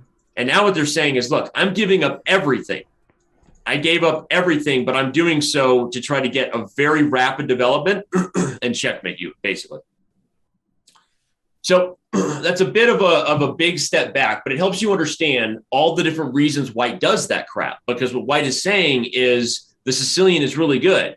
And I don't want to sit back and go into the mainline theory because it's a lot to learn. A lot of people just learn the anti-Sicilians, by the way, because they just don't have time to learn the main freaking lines. I've already touched on it with you. You can see the dragon is super complex, right? If we start getting into theory, you're going to be like, I don't have time for this stuff, right? I don't got time for this. So some people learn the anti-Sicilians purely because they just don't want to go into the main lines, not because they're great, because they just don't have the energy or the time. So we need to learn what to do against every single one of these: the wing, the Alapin, and the Smith-Morran Gambit. Unfortunately. Okay. We got a lot of work to do. Okay. So how? So does that? Can I know I just talked a lot, but like if you're playing against one of those 3 opponents as the Sicilian player and you're not like perfectly accurate, can it get out of hand real fast? Yeah. Yeah. Real fast. Okay. Yeah, and that's probably what maybe has happened sometimes. Yeah. Well, okay, Joe in my chat wants me to stuff to learn then, I guess. Yeah, but so this is already great, regardless of where we get to in this particular lesson. And I think I can actually give you the high level points of how to approach each one of these like today. So you're gonna be okay. And then you're going to start doing that. You may still lose some games because it's sharp stuff, but at the very least, combined with like the high level guide that I gave you, right? You can at least then start looking at the map and be like, all right, this is where I went wrong, right? And half of chess is just having a little bit of a map so that you're not just looking at, craziness, right? You got to know what's going on. So we're going to get into the concepts of it. It's pretty straightforward, but the main thing is that Now you understand the theory of why they're playing Anti-Sicilians. It's not because they're great. They're actually doing it most of the time to avoid mainline theory and to try to beat you out of the opening. And if you parry those issues, you're in great shape. So we'll start with the Wing Gambit. And first of all, when someone gives you a pawn like that, take it. Take it. Everything I just said, like they're trying to get the center, but you know what they did? They just gave you a pawn. Now, in the Wing Gambit, often they'll play a3 because they're hoping you take again and give them accelerated development. Here's the difference of why I would say taking this one doesn't make as much sense. Not only because it helps their development, but you're saying, Danny, didn't you just say if they give you a pawn, take it? Yes, but this is no longer a free pawn. You already got the free pawn. This was the free pawn and you took it. This is actually just an offer of a trade, pawn for pawn. So now this is your chance to take advantage of what they've done. Because what have they done? They've made wing moves. They haven't developed any pieces and they haven't controlled the center. So typically the best response to that is to take advantage of what I just said. They can't bring a knight to c3. They haven't controlled the center. What do we normally not want to do in chess? Bring our queen out early. What do we want to do here? Bring our queen out early because they can't attack our queen and because they haven't controlled the center. And I'm being told to show you the rook hanging. So I'm doing it for Joe in my chat. So often after this, they don't want to take here and give you the center pawn. Now you're still up a pawn, but you've got a great center pawn. And who cares that they're doubled because you're just destroying white center, natural aggressive development. And you're just going to be in a good spot. Okay. So often they'll take it. And after queen takes d5, this is a trap that a lot of people fall for. Like they get this position and they take here. Like this is a way that black wins immediately in a lot of games. Now you play the move queen e5 check and white can resign. Win the rook. Tons of fun. In this position, of course, they shouldn't do that. They should play the move knight f3 to guard the e5 square. But now your queen in the center being, so it's always, you've heard the principles of chess, like don't put the queen in the center early, right? Have you heard that before? Yeah. Okay. So the reason I say that is because what's the reason that became a principle? Most of the time, if you put the queen in the center early, she's going to get attacked, right? She's better than everybody. So, you don't want to do that, right? But arguably, if you can put the queen in the center and hold on to it, why wouldn't you want the best piece you have to be in the most dominant possible position? So this is a great example of how you beat the Wing Gambit. Now you play e5, something you would never be able to do if the queen wasn't in the center. e5 defends the pawn, puts a pawn in the center, threatens e4. Your next few moves are playing themselves. Knight f6, knight c6. If they take here, you're taking with the bishop, which, by the way, keeps you in a great spot because your bishop still guards the c3 move. So if they go here, you can just take it. You're never even getting chased. The only chance for them to chase your queen might be to try to play a move like c4. And what's funny here is you have two options. You can en passant, but that's actually not what you want to do. You don't want to en passant and help their development. You actually just back up. And now c4 is actually a positional mistake because it leaves the d pawn backward. Remember I told you a backward pawn is a pawn that's on an open file and can't be defended? This is actually a horrible position for white. Again, what are your moves? Knight c6, knight f6, develop your bishop, get castled, everybody's happy. We just busted the Queen's Gambit. The Wing Gambit. You're welcome.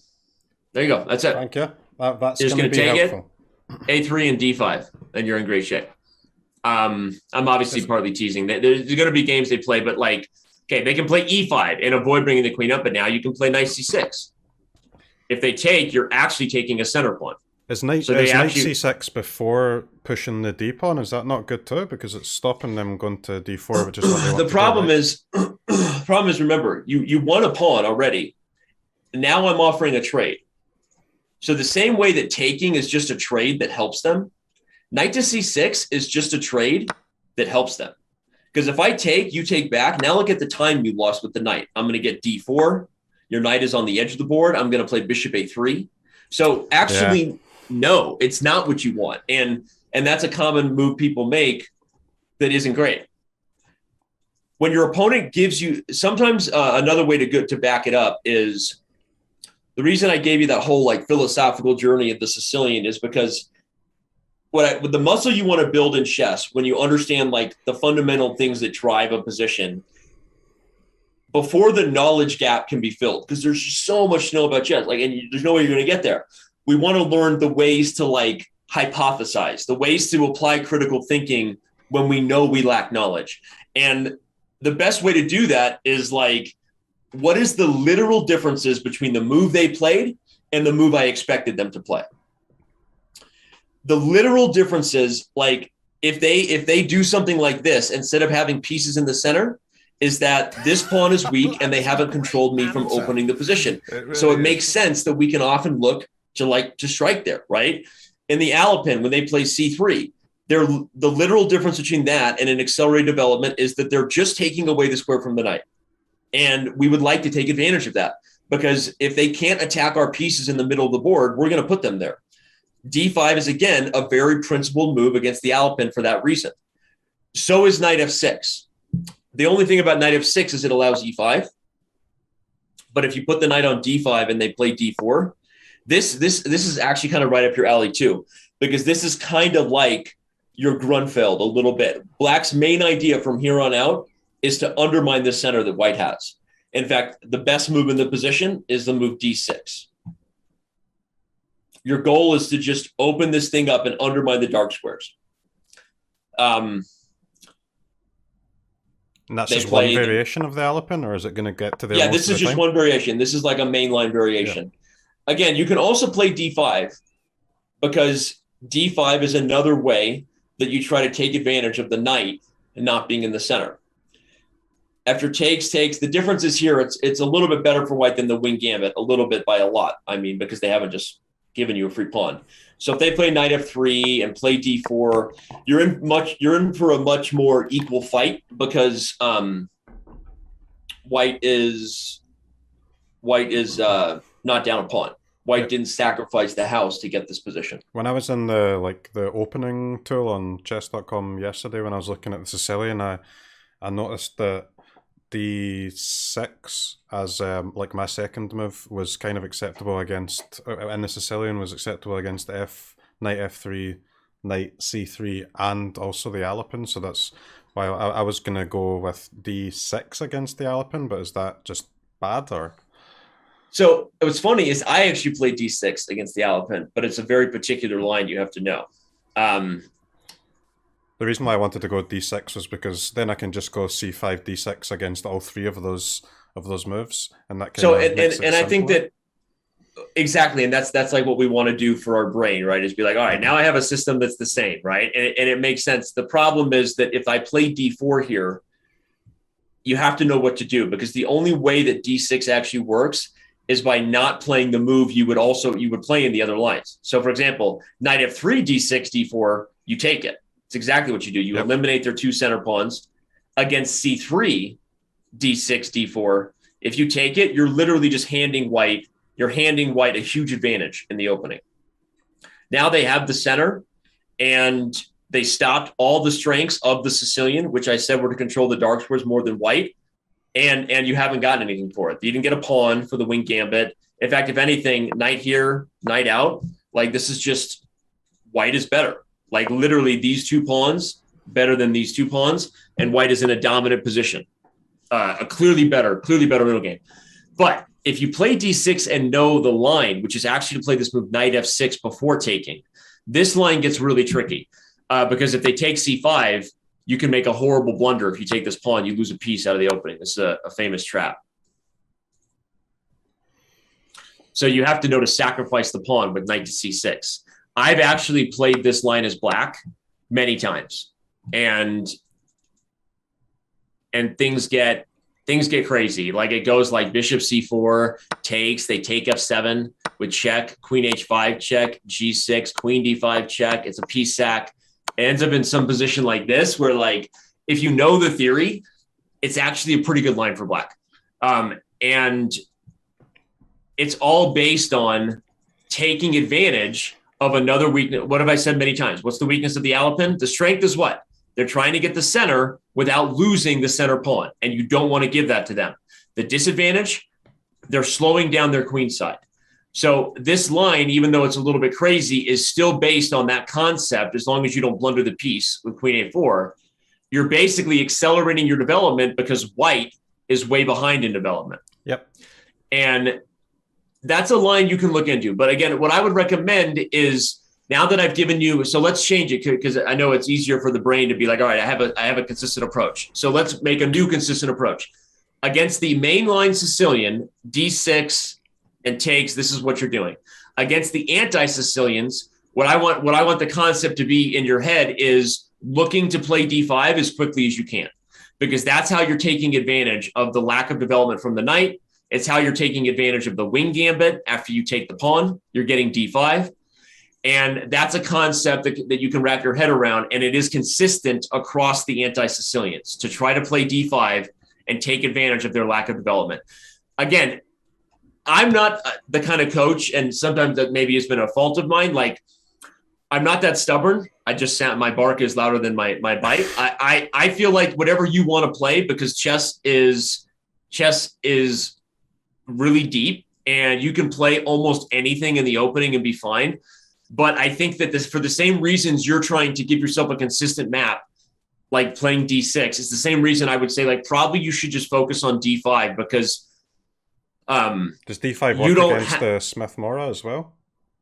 So against the Smith-Morra, the funny thing about the Smith-Morra is it's probably the best of the anti-Sicilians, to be honest. Well, of any gambit it is. And the reason is that it sacrifices a pawn, and you will never get D5. Mm-hmm. Okay. So the Smith-Morra, but again, they're down a whole pawn. They're down a healthy pawn. And your goal now is to simply develop to make sure that you don't get checkmated.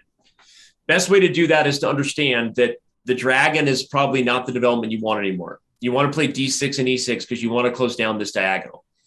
So a lot of times it's D6 here, E6 here. You can develop in a lot of different ways, but if you start out with D6 and E6, and actually the third move A6, this is a line I really like. This is actually, I know you're comparing a position where white has made 3 moves with pieces and you've made 3 moves with pawns, but you're actually limiting access to a lot of critical squares, which is going to keep the demons at bay. It's going to keep the pieces back. Now your plan is to get developed without allowing them to open the position and make it crazy. So a line that I really like for black is not to put the knight on F6, which allows them a target to pry it open. Because if they ever play E5 without that, like let's say you go here and they play E5, you can keep it closed, which you want to do because you're up a pawn. You want to stop them from blowing it open. Yep. If you put the knight here, it's harder to do. So one plan that is actually really advanced but does very well against the Smith-Morra is the idea of knight to E7. And the knight actually comes to G6 rather than F6 to reinforce support of E5 rather than be a target to E5. Knight E7 followed by bishop E7 and castles. This position right here is a very fun and solid line for black to play. And white really has to be an advanced Smith-Morra player to know how to take advantage of it. Again, the concept is you're keeping black's pieces at bay, and you're never allowing white's Smith-Morra energy, like the energy that it has to kind of break through. So you're just trying to play like very solid, keep it closed for as long as possible. Yep. And again, you're putting yourself in a spot where whenever they try to open, you can close. Sometimes if they try to open, by the way, you might actually just take the pawn if they're being like dumb. I mean, a position where they give it. I don't want to say that, hey, don't take a free pawn, but like if they're here, you know, and they've got a pin on it or something like that. Like obviously here, E5 is a move you would meet with D5 to keep it closed. So I'm going to go grab some water because I've been talking for 2 hours and I'm incredibly parched and this coffee is gone. So that's really frustrating. I don't have time to make another cup of coffee. Water, exactly. I'm going to go grab some water and then we're going to quickly review what your system should be here against these anti-Sicilians. Okay. And I know it's a lot. You know, this is kind of like drinking from the fire hose a little bit today, but I think I don't know about like kind of individual moves, but I think I'm following the principles, and then that should get me some of the way. Is that Secret Lab chair comfortable? It's very. I know that they probably sponsor you, so you probably have to say that. It is very good. It's very good. That's not an ad. It's very comfortable. It's the best computer chair I've had. Okay, I need a different chair. I keep complaining about this. I highly recommend Secret Lab. Highly recommend. They should give me a free chair, by the way.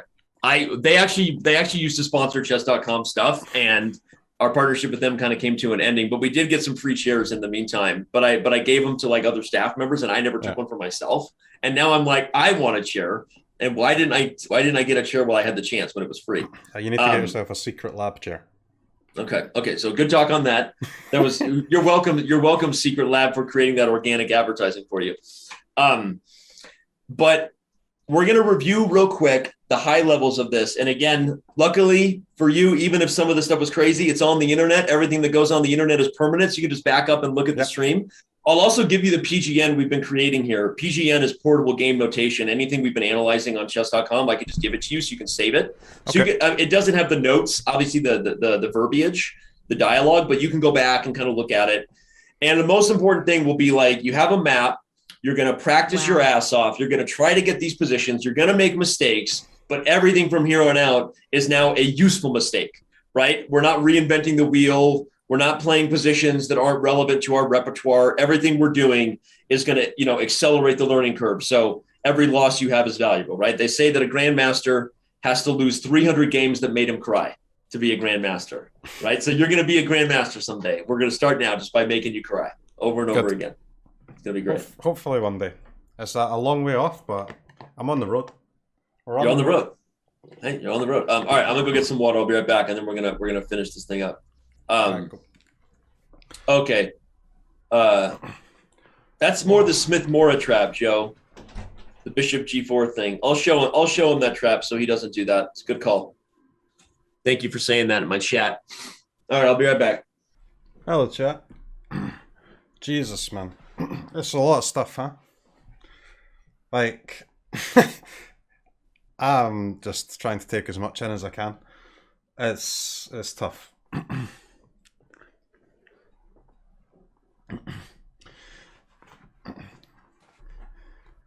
But I mean, we've got some general principles. Play Dracarys. All right. Crisis averted. Play the Grunfeld. And then sorry, say that again? I was just talking to chat. I was just saying I'm just going over the general principles, trying to make sure I don't forget anything. Or trying to make sure I don't forget a lot. Okay.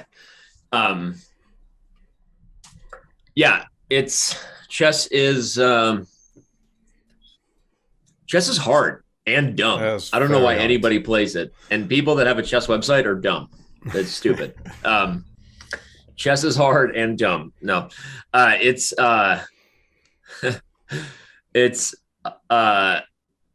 crazy.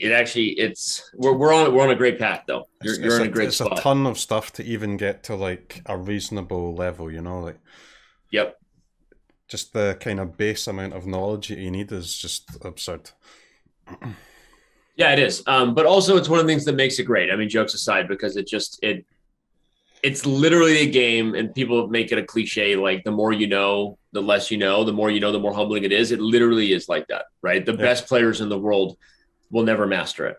And it's amazing that we have these neural nets, machine learning, investments from, the biggest companies in the world, AlphaZero, DeepMind by Google, and they haven't solved the game, right? If anything, they've actually like opened up doors to change our fundamental like beliefs about do's and don'ts of like the highest levels of chess strategy. And it's been a wild ride, because there was a period, just so you know, in like the cross of like around like the cross of the turn of the century, like around the year 2000, the engines were getting rapidly stronger. They had just beat Garry Kasparov in the famous Deep Blue match. Like a lot of people followed that, right? The IBM match. Yep. And a lot of people were announcing the death of chess, like that it was inevitable. The computers were on their way to solving the game, right? And for a period, the influence they had over the game led to the highest level of draws we would ever have over like a 6-7 year period, because people were so deeply prepared, and the engines were technically just like removing the life of the game, because no one would sacrifice, no one wanted to go for the crazy stuff. But then what happened was, at a certain point, the computers got so good they started playing the positions completely differently than humans, and actually opening up our ability to look at a position differently. Like, hey, there's a lot of life here because the computers are playing it. The computers are playing this bad opening, and it's actually not as clear as we thought, right? And then, so now we're in this like other pen. Do you ever follow our computer chess championship? I didn't know. You should just go there real quick on your, you can navigate, go to chess.com/just CCC, 3 letters. It's computer chess championship, just like in a new tab, in a new tab or something. So like this is like a pet project. Just click OK that Eric and I have, because Eric is my partner and our CEO, the co-founder. And at this site, we literally just have the best engines in the world playing each other over and over again. It literally is just like a write-off for us. It's like costing us hundreds of thousands of dollars a year because we're just fascinated by the concept that these computers are just going to play each other and come up with new ideas. And people, it's running all the time. The TCEC is another one, which is not a chess.com property, but also great. You should, I don't remember their site. It might just be tcec.com. I don't remember. But anyway, what are you learning from this? So what you're learning is like on the right side, you actually see the depth of, so look how deep they're jumping in that, like they're looking at the positions like super deep. It saves all the games and it has like log files of how they approach things. And when you get like Leela versus like Stockfish, like the new Stockfish, you get new positions. Like they're playing games differently than we've played. And it's just running all the time. It's just a server that's, and actually we're streaming it all the time. People, there's also, what is our Twitch channel? I think it's just twitch.tv/computer chess. Like we have a 24/7 stream going. Yeah, there's 137 people watching right now. If you go to twitch.tv/computer chess, they're just watching this all the time. Like it's crazy, but people are obsessed with like the way the computers are approaching positions differently than we have historically. And some games, in fact, no, not some games, 90% of the games are just draws. But the 10% that are like crazy and dynamic and new ideas are games that are influencing like the highest levels of chess. By the way, look at that D5 move on the board. What are you looking at, dude? This is an Alpen Sicilian. Look what Black just did. They played D5 so they could play Queen takes D5. Same thing we were talking about. Yep. Anyway, so kind of funny. We actually have an Alpen Sicilian on the board and we're going to look at it. So, all right, that was just kind of a random tangent because we're talking about, but chess is fascinating, and we're in like a really interesting golden era of the game, not just because of like the way that content has exploded online and, you know, just like so many chess creators have become, you know, it's like a renaissance here with the way that so chess is blown up on Twitch. Like, are some of the top chess players, are they using like matches between like computer versus computer and then kind of looking at them? Yeah. Yep. 100%. And that's where some of the craziest new ideas are coming. And sometimes it's moved mid-30s of well-known openings that we've been playing for years, deep in the Spanish or the Sicilian. Sometimes it's really early ideas that have become in vogue. In fact, I'll give you one example.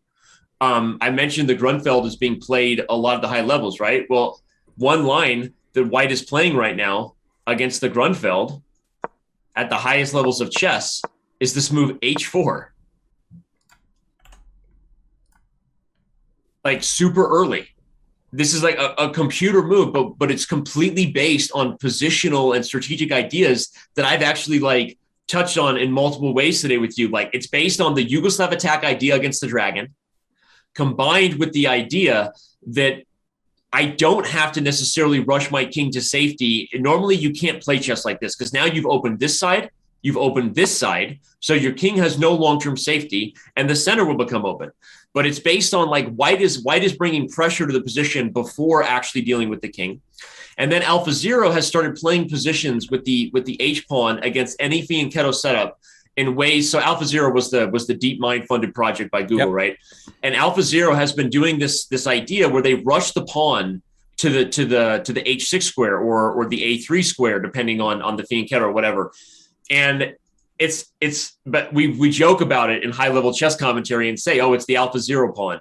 And that's exactly what it is. Like you're trying to get the pawn to a square where it has like long-term ideas. Like you end up forgetting that the pawn is there. And then somehow at the end of like some crazy endgame, Black is getting checkmated because the pawn is there. It's just, anyway, so like this is an example of something that's become super en vogue. In fact, I was just doing St. Louis Rapid and Blitz, and White actually played 3 H4 in one game. which is just, again, not something we would see as like part of traditional chess principles. Playing on this side of the board, neglecting the center. Anyway, so tons of fun. But this is an idea that first occurred, I think, from Leela. And Leela is an open source neural net that is based on the code of AlphaZero, in case you didn't. A lot of people don't speak computer chess. So Leela 0, LC0 is the most popular open source purely neural net. Although the latest versions of Stockfish has become a hybrid now, where it's open source, human developed, combined with some machine learning mixed in. And SF14, Stockfish 14, is probably the strongest computer on the planet right now. Are there any or were there any like strong openings that computers have basically made obsolete now because they've essentially solved that particular opening? For sure. It's not exactly the opening itself, like at the first 5 moves, but there are a lot of lines like in the areas of the teens and 20s where like computers have essentially showed that, that you can't play that way anymore. There's a lot of examples of that. And okay, so all right, so we're back to the chess. All right, so E4, you play C5. Mm-hmm. I want you to go ahead and just play black a little bit. We're just going to test these out to wrap up our lesson here. So I'm going to play the Wing Gambit, and just you play black and make sure that you remember what we talked about. So you take A3.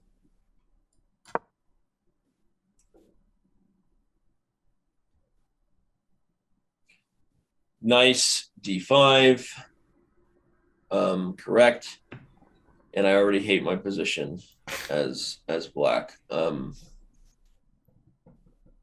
I already hate my position. I'm sorry, as white. I don't even know what I want to do. So I'm gonna take here. I'm gonna take, and remember what happens if I take here. Nice. Take the rook. Okay, so I'm not gonna do that. I'm gonna play knight F3.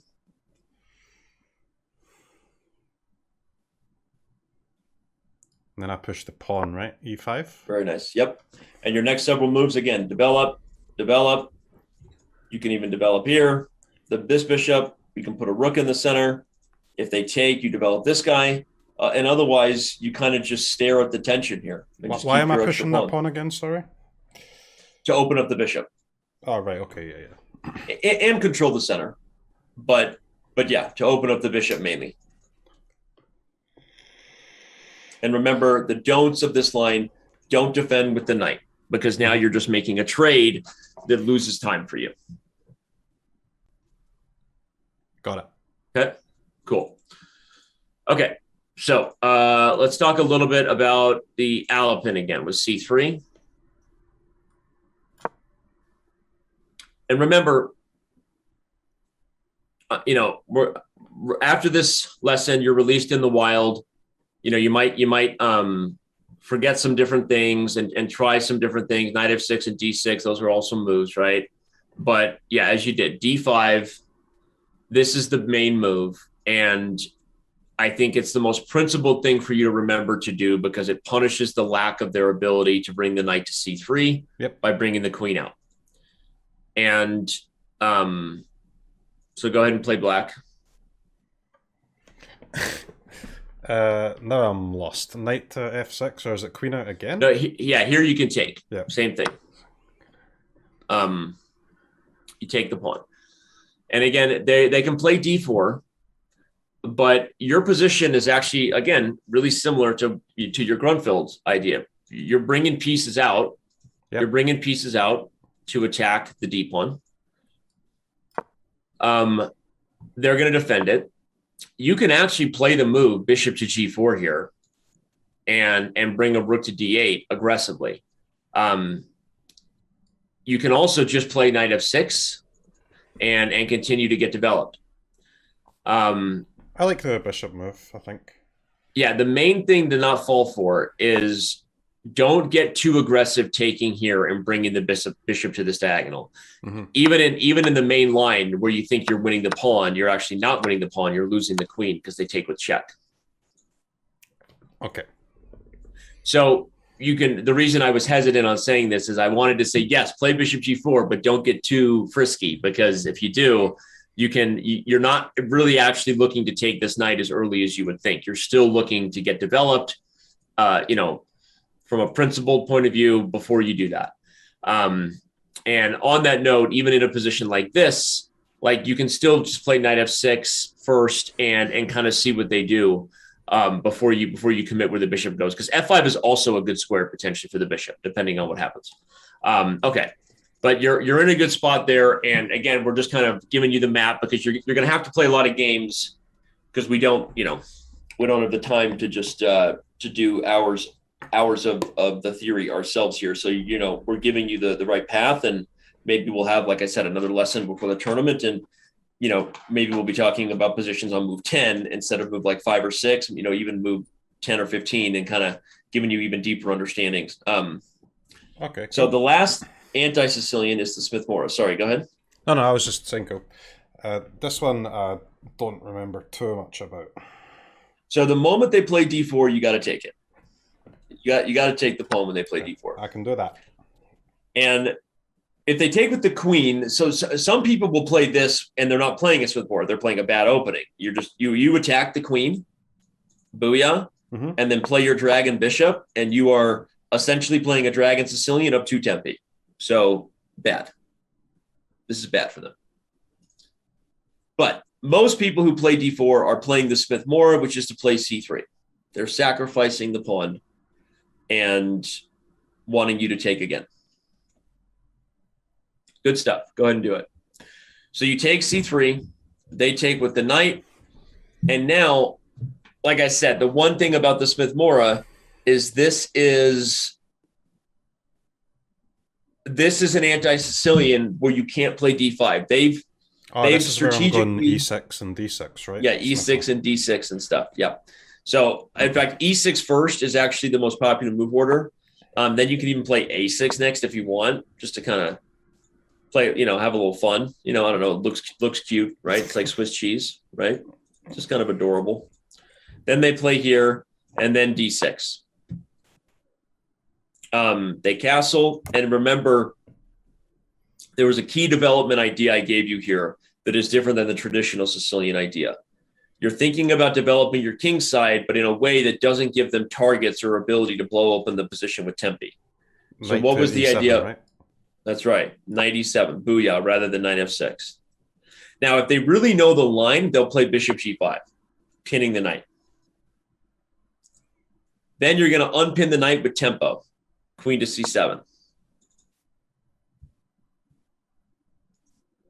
And if they really know the line, they'll play this move. This is the crazy stuff. Rook to c1. They're actually sacrificing the bishop to crush you on the c file. So you actually don't want to take it. The fun fact about this move is after they play rook c1, your best move is just knight to c6. Protect the queen from the rook. You're not even looking to take the bishop. And it's a crazy line. No one's going to know this stuff unless they're really, really strong. But I'm going to give you one fun idea to know about. If they play bishop b3 and you continue the plan that I gave you with knight g6, the last thing to know is that sometimes this is a trick that comes. And the best move is to not take the knight, but to move the queen away. And if they come back and attack the queen, you bring the queen back to d8. This is a crazy freaking line. I love this. No one's going to play this way, so don't worry. And if they go back to g5, now you finally win your piece with f6. Now they finally have too many pieces hanging. So bishop g5 is a mistake. We're not going to remember any of this, and it doesn't matter. But the most important thing I want you to remember is that this right here is your snapshot. Your goal is to put the knight on g6, not f6, to avoid this. And yes, if they put the bishop on g5 pinning the knight, it'll be a little that'll trigger your memory, because it'll be like, oh, well, obviously I can't go there. Oh, this is that crazy line. I have to unpin the knight with queen c7. And hopefully then if they play this, you're like, oh yeah, this is what he was saying. Don't take the bishop. I need to defend my queen. So it's kind of funny. It's super complicated, but it should trigger the memory a little naturally. And your goal, again, is that you already have what you need to win. You have material. You have an extra pawn. Your goal is to develop the king side without blowing open the center and getting checkmated, which is why we take this sort of super solid approach here. We want to play knight g6. We want to develop our bishop. We want to get castled. Everything is okay. Yes, white does have these crazy freaking ideas with knight to d5, but only, like I said, really advanced Mora players know how to play this stuff. And because like the best way for them to play is like continue to leave the piece on pre and like play sacrificing stuff like here. And then, you try to develop and they just do nutty stuff like taking here and going here. And it's crazy stuff. And you don't need to worry about this. No one's going to play this way. So kind of fun. Again, highest level, your map of the Sicilian is to play for the dragon in the main line, knight f6 and g6. Wing Gambit, you now know what to do. You're taking and playing d5. Mm-hmm. Alapin, you're playing d5 right away. And Smith Mora, you're taking, and most importantly, remembering it'll trigger, obviously, you can't get d5 because obviously you can't. They've got way too much on it. So you're playing these lines that are all about keeping the lions at bay, just keeping the beasts out of your center and developing in a way with your king side. I always say this, like once you've won a pawn, a gambit, king safety becomes paramount, right? Because you theoretically have what you need to be strategically better as the game goes on. And the computer's like black here for a reason, locks up a pawn. But their compensation is based on the initiative, and the best part of any initiative is attacking the king, right? People love the initiative really because they're usually launching a checkmate attack, not because they're going for something, strategic, at least at beginner levels of chess. So king side before queen side, controlling the center, limiting their ability to open it up is your philosophical goal against the Smith Mora. And another thing I want to remind you about is when you face d4, you have your Grunfeld, which is great. But if they do some crazy stuff like knight c3, stop them from playing e4. You don't want them transposing into like that game you got where you got crushed once they got the pawn to e5. Yep, got it. But of course, okay, I say you got crushed to kind of emphasize the point here, but the truth is, I'm only saying that to emphasize the point here, but the truth is, let's remember the real narrative of that game. You actually didn't get crushed. You just missed your opportunity to open the center and to change the pawn structure. So that any big takeaway here, when you're out there playing games and you feel like you're calculating positions where you're losing the race, huge tip, right? Change the pawn structure, open the center. It's always the right thing to do. Even if it's like just from a practical point of view, it creates a mess. It's best defense is a good offense kind of stuff, right? It creates opportunities for your opponent to go wrong instead of you just playing a race, like I said, where you're putting your head down and just hoping they don't beat you hard enough to knock you out, right? Yeah. No, it's good to have those type of like overarching ideas on how to prevent that type of thing, because that's as a guide. It's difficult to pick apart like individual games and individual moves, but when I know that if you just attack the center, then it's going to slow down their attack. I mean, that's easy to follow, and it should work out well. Yep. It's the same as like a guiding principle of what do you do when you have less space? Again, two things. You look to either change the pawn structure, i.e. like change the space, or you trade pieces, because if you have less space than your opponent, in theory, you have less room to maneuver. So if you can take off a pair of knights, take off a pair of bishops, the less space is less felt, because your pieces have room to roam, even if the pawn structure is a little bit, disadvantageous for you. So there are things like that like, if we were working together full time or something, those sort of tips just start to become inherent as part of how we study chess, where you go, oh, wow, like that's really helpful to know. And then that's just a useful guide. So it's unfortunate that I can't just like think off the top of my head all of those nuggets all the time, because sometimes they just come up organically. But I think overall, some of the stuff we got into was a little too advanced. I agree with someone in my chat just said that. Deep Mercat meat. But the Smith Mora stuff we were getting to was not meant to really like be memorized. It was kind of meant to like have the takeaway of like, look, your goal is to keep the lions at bay. And yes, if they really know what they're doing, they don't stop with the lions at bay. They actually sacrifice it and they blow it open. So I was just trying to impart that that's kind of the battle of the Smith Mora. But if you know what you're doing to develop the king side before queen side, king safety is paramount. You're already up a pawn. You're going to be in great shape 90% of the time. And that's already the guiding principle of how to handle every moment. Like, are you putting your king safety first? Are you keeping your position safe? If not, maybe don't play that move, right? And that already gives you a guide that helps you deal with a gambit like that.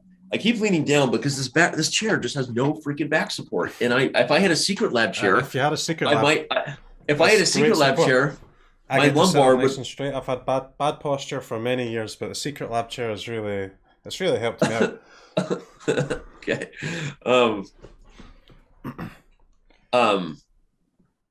Yeah, we talked about building up pressure versus simplifying in the Grunfeld earlier, Benji Cart in my chat. Yeah, we did talk about that principle of when you own the tension, you build on the tension, you don't break the tension. Mm-hmm. Anyway, man, as far as your actual studies, let me finish the tip I gave you in Discord before we wrap up, which is the reason it's good to start your day with Puzzle Rush and end your day with Puzzle Rush, even if you do a lot of other things in the middle. Maybe, like I said, maybe just some traditional puzzles where you're really just trying to find the best move no matter how much time it takes, whether it's, what you're doing lessons, other things, is because,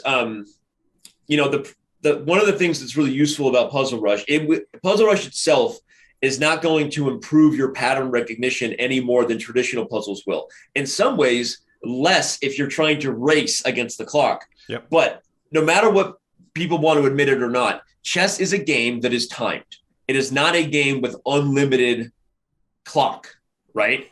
And it's important because a lot of people like to avoid the pressure situations for the inner scientist in them, where it's like, no, all that matters is the truth, not anything else, right? And that's okay to have a scientist attitude, but to be a great chess player, you have to have both the scientist and like the gamer, the baller, the guy that's just there to win no matter what happens, right? I don't care if you flag someone's ass in a lost position, I win, right? Yep. You need those two to have a baby, right? You need the gamer and the scientist to have a baby to be a great chess player, because there is the truth of every position, the black and white reality of what the best move is, and you want to push yourself to find that. But there's also the reality, which is sometimes not the best move, but your ability to find a good move in a decent amount of time is what wins a practical game. And Puzzle Rush is the right recipe for that, because there is a best move. It's a puzzle. They're actually kind of easy for the most part. That's the whole goal. We basically, our goal of Puzzle Rush was to gamify the learning experience, because puzzles themselves have always been fun, but everybody, including me, we learned something about our users. They reach a peak in their puzzles, and then it starts to go like this. And you know what we learned that our users were doing? They were stopping doing puzzles. You know why? Because it feels bad to get stuff wrong, doesn't it? People don't like to get stuff wrong, right? And so no matter what, you're left with a feel bad moment instead of a feel good. The thing that's good about Puzzle Rush is it's timed. So it's a practical challenge of how you focus, how you engage with finding candidate moves, and how quickly you can solve like the weaknesses in a position. But it also leaves you feeling good at the end, because no matter what, you're like, okay, I ran out of time, but I solved 17 puzzles, right? That was pretty good, right? Yeah. And so I have like my own personal records, right? I think my 5-minute Puzzle Rush record is like 44. My 3-minute Puzzle Rush record is like 36. And every time I do Puzzle Rush, if I'm on my phone or something, like I'm trying to beat my record. But even if I end at 33 and don't beat my record, it feels pretty good, right? So it leaves you with confidence, which is fun. It's challenging the practical nature of chess, which is to think quickly. Those are good for tournament training, right? Yep. And it leaves you wanting more because it's a game. It's a practical thing, right? I like Puzzle Rush a lot. It's fun. Exactly. So starting with it is like a good way to get your juices flowing, and then ending with it is a good way to get ready for tournaments. But what I was saying is you don't want to spend hours of Puzzle Rush versus like solving other puzzles or doing lessons. So I'm kind of saying both, right? I'm both endorsing Puzzle Rush and also saying it's not Puzzle Rush. It's my feature, but I'll just say here, it's not going to get you better by itself. It's a great practical tool, and it will make you a better player because of the things it does for your critical thinking.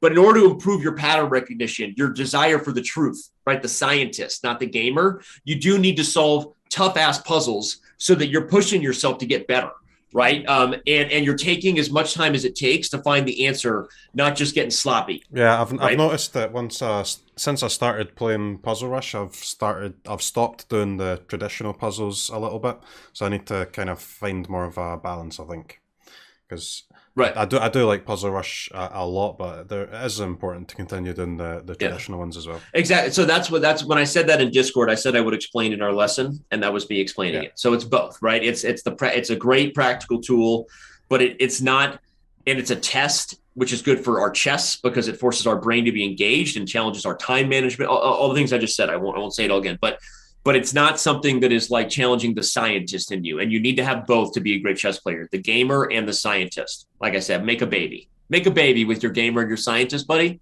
and you're going to be all right. There you go. Okay. Just light some candles, throw on some mood music, and make a baby between the gamer and the scientist, and you'll be all right. I'll try my best. Okay. Okay. All right, man. This has been a lot of fun. Thank you very much for your help. It's a lot of stuff, but I think I've followed for the most part. So I'll see tomorrow how I can handle the games. I'm out of here. Hope you enjoyed the chess tutorial, the beginner lesson. I'm now a dragon gamer. I'm a Grunfeld player, and I'm a Catalan player. I need to go chill, man. That was intense, huh?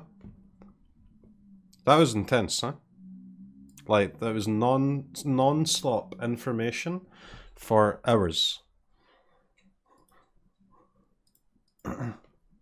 You learned a lot, actually. I learned a lot too.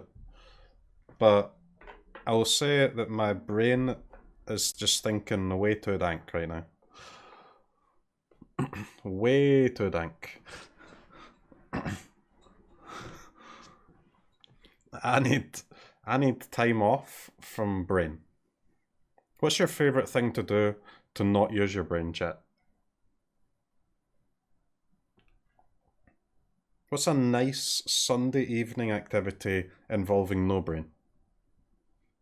Play Magic. Good idea. Ecuador!